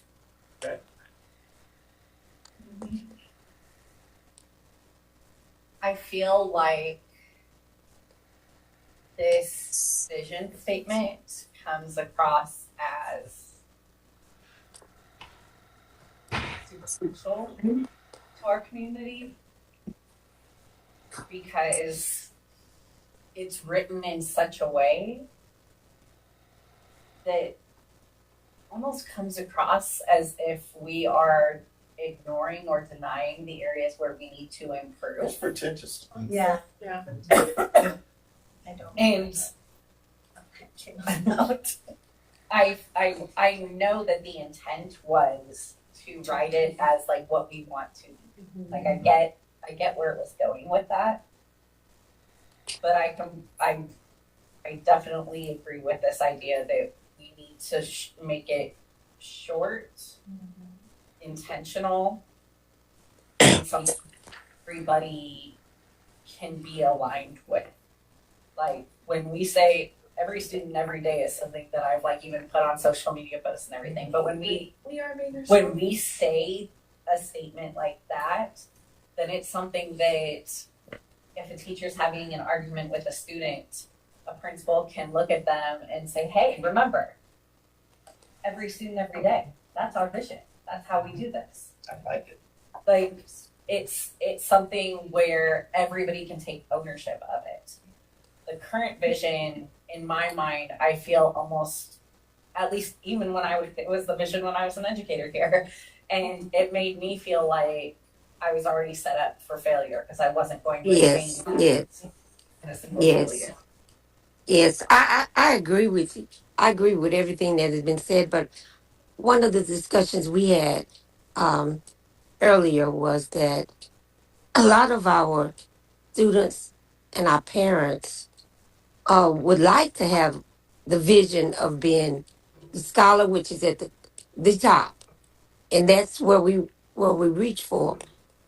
But in the reality, is that a lot of our parents, especially in Manor, get up and have to be at work at 4 o'clock in the morning, and so a lot of our kids don't end up getting in school or staying in school. So we have to have something that is attainable and to reach for. And the reality is that is possible. Every day. The other comments on vision? Every Mustang. Those every two, day. the reason there's no Every district, type, doesn't make every sense. There is more than Alvin ISD and McKinney ISD, that's theirs. Oh, yeah. Did you hear that one? Every type. Every Mustang every day. Every Titan every day.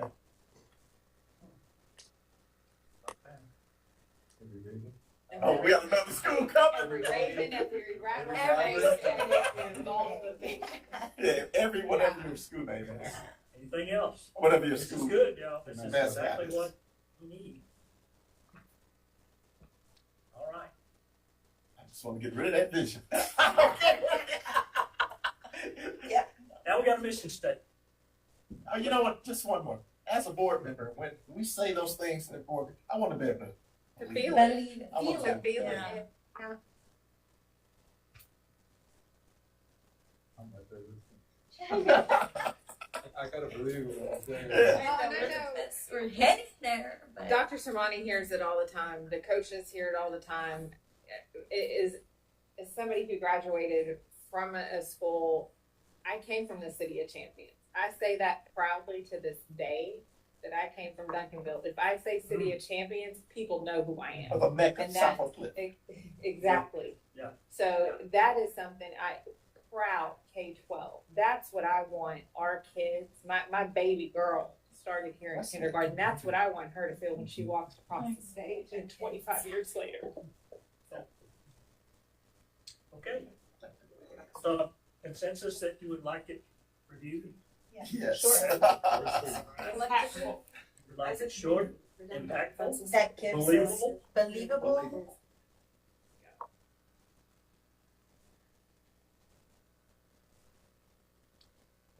Because a mission is what we do every day. The vision is Yeah. what we want. What do we do every day? always think of certain businesses that, what businesses can you think of that? the Forward, quality is job mission is one. so deep, and no matter where you go and work, somebody knows. Or, let's say. Or in Texas, we can just say And- HEB. Oh, That's it? UT Austin? Yeah. That Longhorn? I go to Chick-fil-A, I'm gonna have a blessed day for every employee in the United States. And, My own children judge the employees based on whether or Jersey not they get Mike's. my pleasure. Trying to trip them up. Jersey They're Mike's. like, no, I'm like, yep. I'm not saying we ought to be robotic, I'm just saying that there's a culture that. Yep. I remember, I don't think it's the mission statement anymore, but I remember one, I still remember today, the CEO of Harley Davidson, you know, talking about their mission. You would think their mission, we build motorcycles. Now, we fulfill dreams through the experience of motorcycles. Got Patrick right there. Grinning ear to ear. To me, that speaks to everyone that puts a bolt on that motorcycle. Yeah. You know, so. All right, any further feedback? I think we got. I would just like to say that some of my previous students work at Chick-fil-A, and maybe that our mission is to have Chick-fil-A level employee graduates. Yeah, You know, something not like that. really, but just the Yeah. thought of Yeah. like, that's a standard that we all know. Yeah. We know It's- what have, you know. And so Manor graduates are working there, Well, so what- that's something. I've been thinking about, I don't have the wording right, but I've always been, you've heard me say this before, it's like something along the lines of, in Manor ISD, we're not just trying to teach kids and graduate them, we're building next year's leaders. Yeah. Yes. Yeah. That leadership Yeah. component, I like that. and I can tell you stories of students. I mean, I gotta tell you one little story. Y'all, I know you all saw it. That little girl that was running the protest. I mean, obviously for TDA's sake, I was not supporting or organizing. Oh, I did because But, I heard, but there, and there there was a kid there. She had a bullhorn and she was barking orders and she was running those students. I wanted to make her a principal. oh, and there was another kid with trash bags making sure, you know, all their drinks, and I'm like, Making leaders. yeah. I mean, that was spontaneous. I mean, but I just think, but I think that's you talk about value added. Regular high schools, they teach math and reading to graduate. That's great. I want to aspire for something more. You know, why do we have a football team? Why do we have a band? Why do we have, so they can learn how to be Manor leaders ISD. in their field, whatever. Students can call me proud. That's good. Say it again, Patrick. Did you get that? Manor, I Dr. think I Memphis? can say it again. Manor ISD, just producing students that we can all be proud of. I haven't seen that before. Be good to have one that you haven't seen before. I haven't seen that. Anything else? Even if we say Even with creative. creating leaders that we attract, Creating, yes. creating and producing students that we can all be proud of. Because of us suffers. Dr. Shamani, y'all got enough to work with out there? Okay, do you need a break? This next step is gonna be establishing pillars. Oh, hang on. Oh. We're not creating them, Stacy. Giving them the Space to flourish. How do you Giving say them the that? space. Okay. In the work, because we're, you know, We're it is. facilitating. We're facilitating. We're giving, Creating an environment. Come on, don't use some big words. Yeah. Space. Bonnie and Patrick, we were getting there. It's like we're empowering our students to become the standard. empower. Power. Students. Oh, That's good. we gotta the standard in there. Oh, maybe that's it. Manor ISD, the standard. That started right there. All that's so good. And then turning the car around. No, that's right there, Texas. I'm not gonna stop. stopped anymore. Y'all keep coming up. We just did a wedding. Our Our 360. Good. That's when we started. Back when we started, it was. So what was the whole thing? What did I say? The standard, something like that. Yeah, empowering our students to become the standard. So if we're gonna shorten it up and we don't wanna put That's a it. limitation or set an expectation of one direction or the other, how about just becoming whatever they want? Empowering our students to become. Standard of excellence, you could have that. To become, that's standard. We could be empowering our students to set the standard. Set the bar. Oh, no. To step into their future. No. You gotta get students out there, cause don't we want the mission statement to encompass everybody, teachers? Yes, so we're related to So, That's right, collective, You're really messing with my that's the impact you want but it's true, it's the mission, and it says collect, so. Manor ISD. Just say empowering Manor ISD to become the standard. Instead of empowering. Or setting the Setting the standard. standard. Manor ISD setting the standard. Oh my God. Something like that, okay. Setting the standard for our students to soar. See what can happen, we can say this at the board meeting and be happy about it. We can honor the We can right honor standard. All right. Yeah. Y'all are great. Do we have money in the budget? I know, for the whole year. We'll have some kids. We'll have some kids. You're the one that has to memorize, let's be Take a honest. break. Listen, I want to keep everything the same. Forever to memorize all of that stuff. Hey, we're not changing it till y'all get on board. We get our points faster the other way around.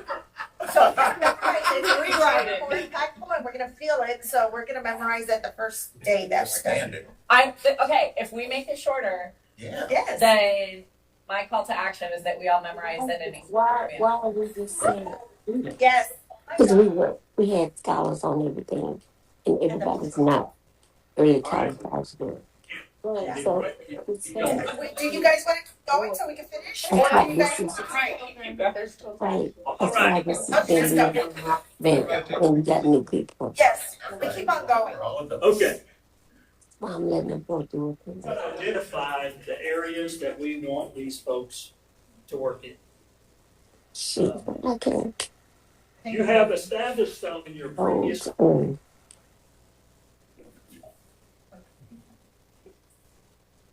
You also have examples of others when you just look at the main category. Oh, the colors. Record it on another document if you want to. Are these No, pillars? just put it on that. I got it. Not too many pillars. God, it's like four. We should have been there when we were making Okay. everything. And can I offer Absolutely. food for thought too? I love you. Me too. Knowing that this is also a lot of where we're focused too, streamlining, it's our LSG tool.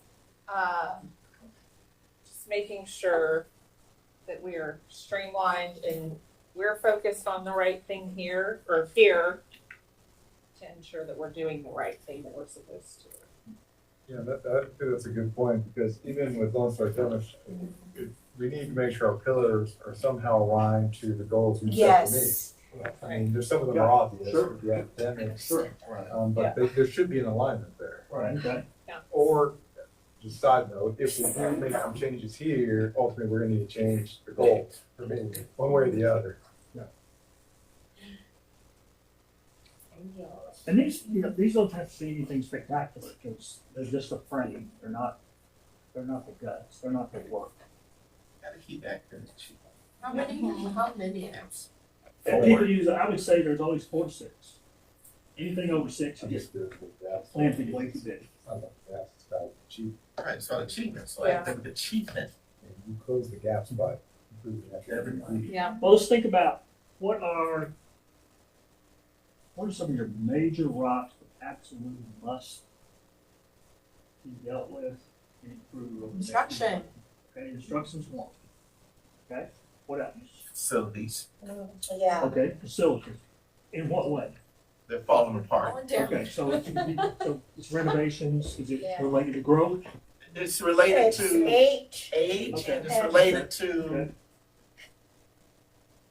Cost. it's related to, we're gonna have a balanced budget, and people need to realize if we put more into buildings, we have less people, less teachers. It affects quality, all that.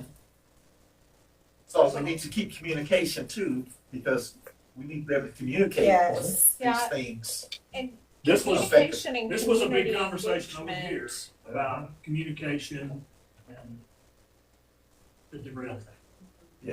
And the communication and community engagement, I think, are pretty tightly aligned, because when you look at what we have to do from a accountability perspective, we've got to make sure we're having our events within low performing funnels too, or school pipelines, right? So maybe collapsing those It would two. be collapse communication. It could be broad strokes. Communication and Very broad. Academic achievement, communication, facilities, Okay. maintenance, that's three. Just have four, y'all. The facilities and maintenance could be One. Could be one. Yeah. Yeah. Are you thinking? Yeah. I feel like communication and transparency There you go. Yeah. Yeah. could just be one. One, just one. Yeah. It's communication. And transparency. I mean, transparency is a part of communication. Unless you want to call it transparent communication. Might even be able to put finances in with facilities and maintenance, because in a lot of ways they're sort of tied together at this Yeah. point. Typically, that's, and what can be done is if you have like facilities, maintenance, finance, well, you break that out. Yeah. It's one category, but you can break it out to a couple of different groups. Something another Alvin did, they did finance and operations. For me, operations means maintenance. So it's being facilities. based, yeah. Yeah. Yeah. Fiscal accountability. Fiscal accountability, yeah, that would fall under that. Yeah. Fiscal. Let's start with one that you mentioned, the first one, like, Academic achievement. academic achievement. And then you mentioned instruction. Some people, Well, we said some people call it teaching, Communication. some people say teaching and learning. Oh, yeah, she said instruction. Oh, I like that, teaching and learning. Teaching and learning, that's a common Yeah. one. So then we could have staff development be Part of that. part of that one. Yeah. With That's academic learning. achievement. Yeah. Learning. I like that. Or So facilities. something, facilities, maintenance, Operations. I would say, I think probably, finance and operations Finance, would operations. cover, I'm good with that. yeah, would cover that. We talked about communication. Yeah, you talked about communication and would you like that coupled with community engagement? Or separate? I think we talked about collapsing it. Communication Yeah, let's and collapse as much as we community, can. family engagement, and transparencies all together. Okay, Yeah, And I feel like so we got communication, and community impact engagement. I think that equity and innovation is embedded in everything that we do at this. yeah, That's who the chiefs are. I mean, they're continually bringing that to you. That's a conversation that you're having. so how many is We're that looking now? at that. So See, we got finance, finance and operations, communication with sub-bullets, transparency, community, family engagement, and then teaching and learning, which Yeah, you the also Academic call achievement. academic achievement was in there. So we So- got 4 Uh, or 5? that's four. I think teaching and learning and academic achievement were. the Yeah. same. Yeah. Just figure out what you want. So I think 3. So we have, teaching and learning one, finance and operations two. I'm actually looking at Alvin's. I was thinking, do you want one around culture, safety, and wellness? And go Bring one that up. somehow. There was something mentioned about social emotional learning. And that's one very popular one. I'd say popular, it's common, but not one, because that's such a hot topic. So that's a good one to have. What's it called for them? They've got two separate ones. One they call Our Team, but it's really about culture. Yeah. And then they also have a safety and care and wellness. I think we have to have something to do with safety. It should, Yeah. should it go, I just I think we know, do. like, safety and security. It used to be, I see where you're running up, but it used to be when it said safety and security, people were thinking about the stuff.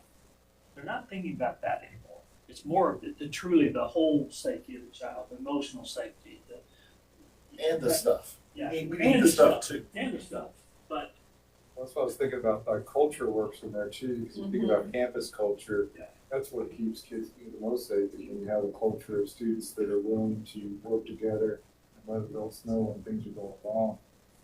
But you can also broaden culture to include other things.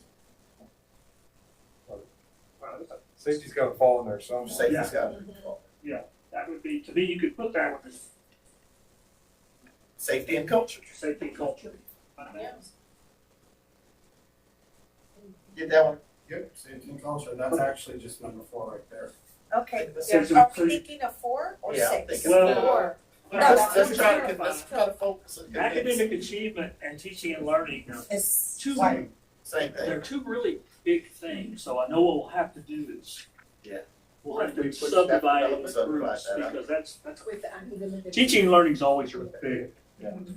You know, and, So 4. yeah, that's You got good. the 4. That's perfect, that's what we want, it's perfect. Okay. Could we read them off? Yeah. Yeah. Read them off? So I didn't know which one you wanted to call communication, but just in general, here, but we got communication, finance and operations, teaching and learning, safety and culture. You got, I Can we did, put teaching and learning first? sure, Sure. they didn't come, it's in the wrong first.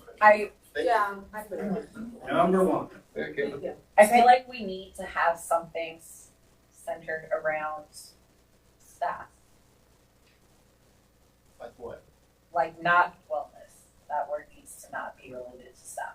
Like, as far as like support and retention.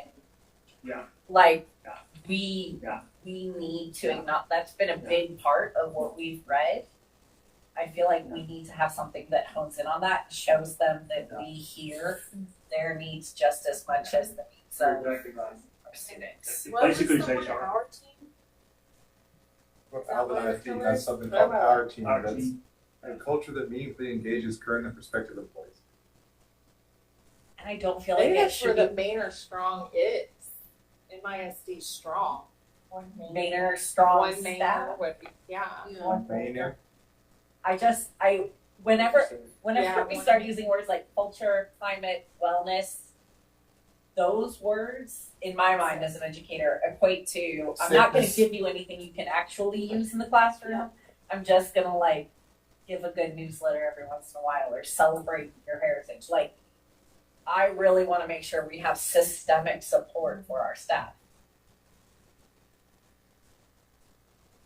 Sorry, I had to. Well, you definitely need, you need, Well, we, it's human, basically it's human. Let's go. It's something there. Because it's gonna cover So retention, then it's five- gonna cover recruitment, it's gonna cover, staff. We can make a 5th one, and don't worry about the name, we'll figure out the name. Yeah. Yeah.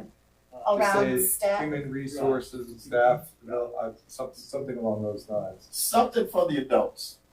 For staff. Well, and what you mentioned earlier, Something systemic for the adults. that would be where, for example, Systemic. you would have some type of step to where you survey teachers, find out, okay, well, what are the things that you really enjoy, like, Well, I mean, is your fall, touched on it is right your up fall front. rate Most awesome? of my communication that I have with educators in this district are along the lines of that, how they don't feel support, or how they lack something sustainable that they, or something tangible that they have, they could feel that this is what I need, this is my support to it.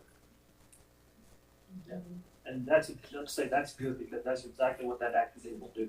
Okay, what do we need to do, what are our steps in order to assess and address? All right, we good? Yes, fine.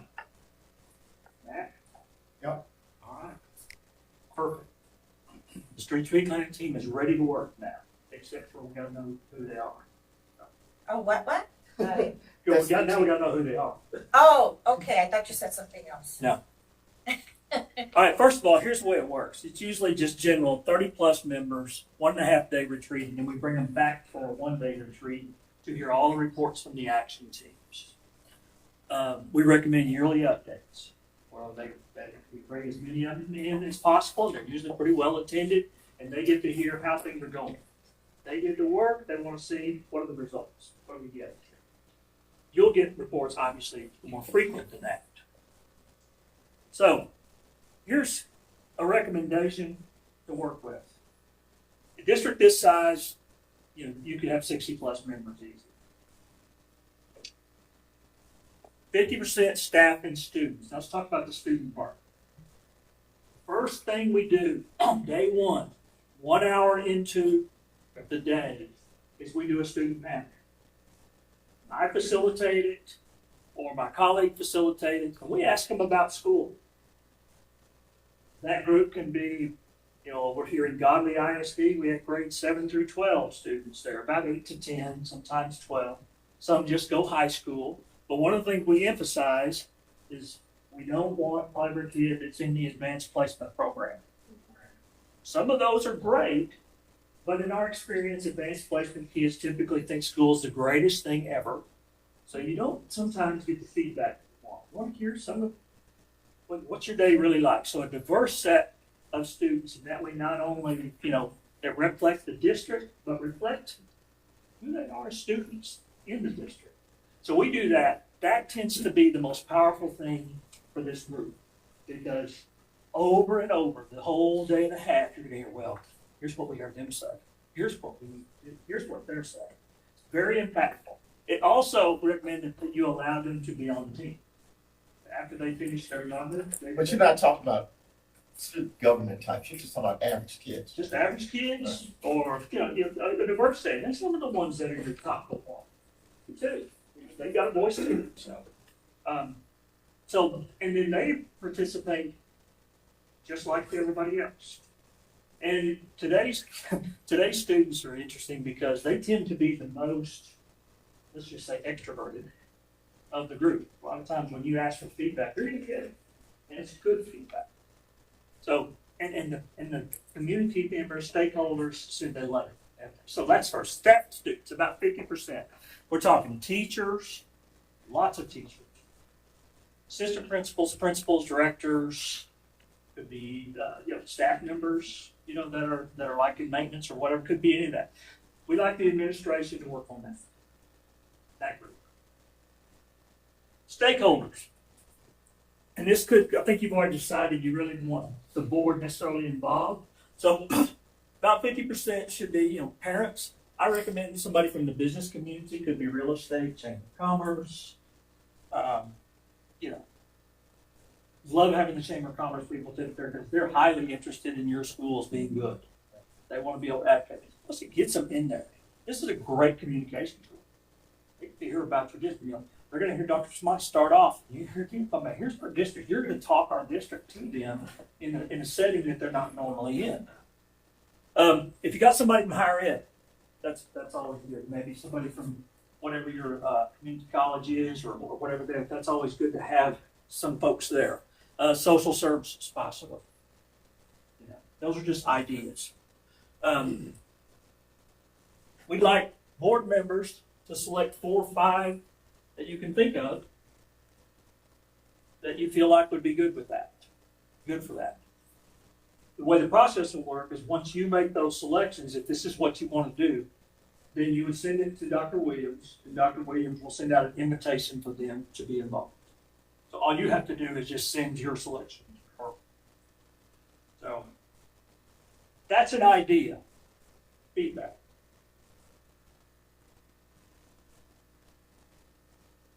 How did it work when we selected for The bond. The bond. It was like 3. Is that a good way to do it for us to nominate? I think so, and I think it's important you are the experts in the community, so to speak. Each of you have your own constituency. I think thinking about trying to get a wide Range. yeah, of people, I think is important. You know, there's a certain percentage that don't show up. It's kind of, Yeah. for that's not a brainer thing. That's like everywhere out there. That happens. So they don't show up. They don't show up. And certainly take a range of people. I don't know if it works well for you, but one of the things when I do this for bond committees, I typically ask the district to ask some naysayers, you know, and ask some people that are not We in did love, that too. ask some people that are not in love with you, you know.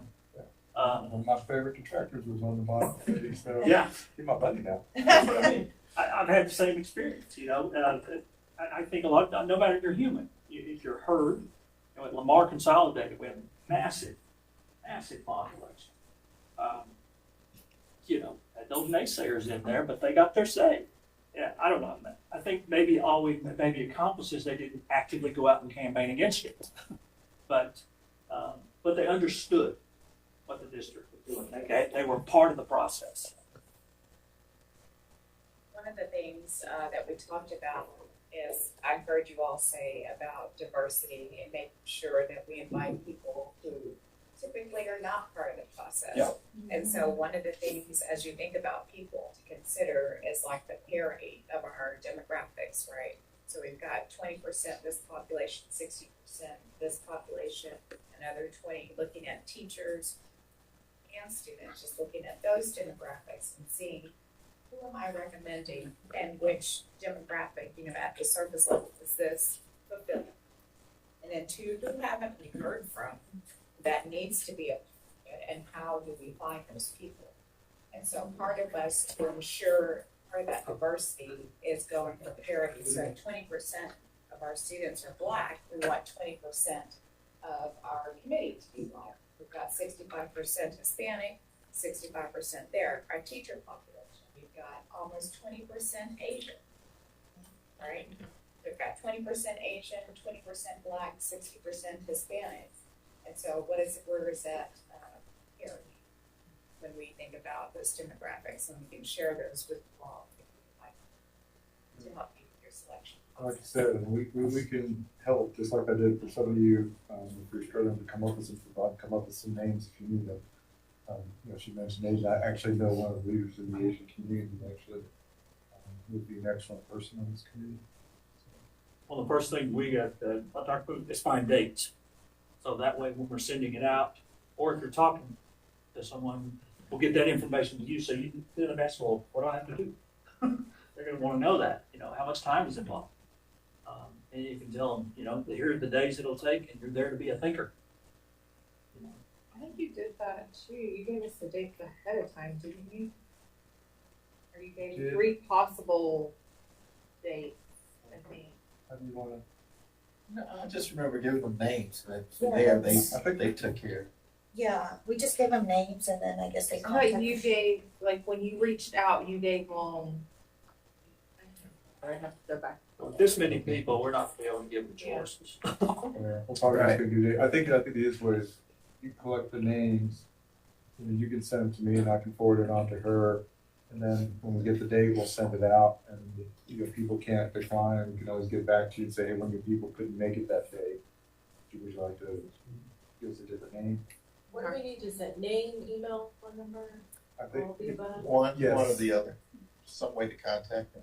name, email, and phone number. If you have it all, it's good, because some people's email, they never looked at their email. I had to call them, and some people. The other We only get up, yeah, it's the other way around.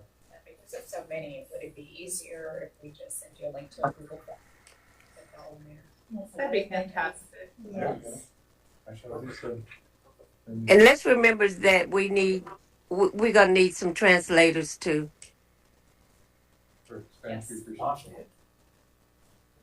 And if Google Form doesn't work for you, you know how to get to me.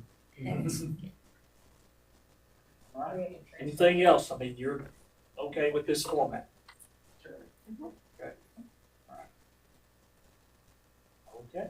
Well, how you feeling? Excited. I'm excited, we're changing that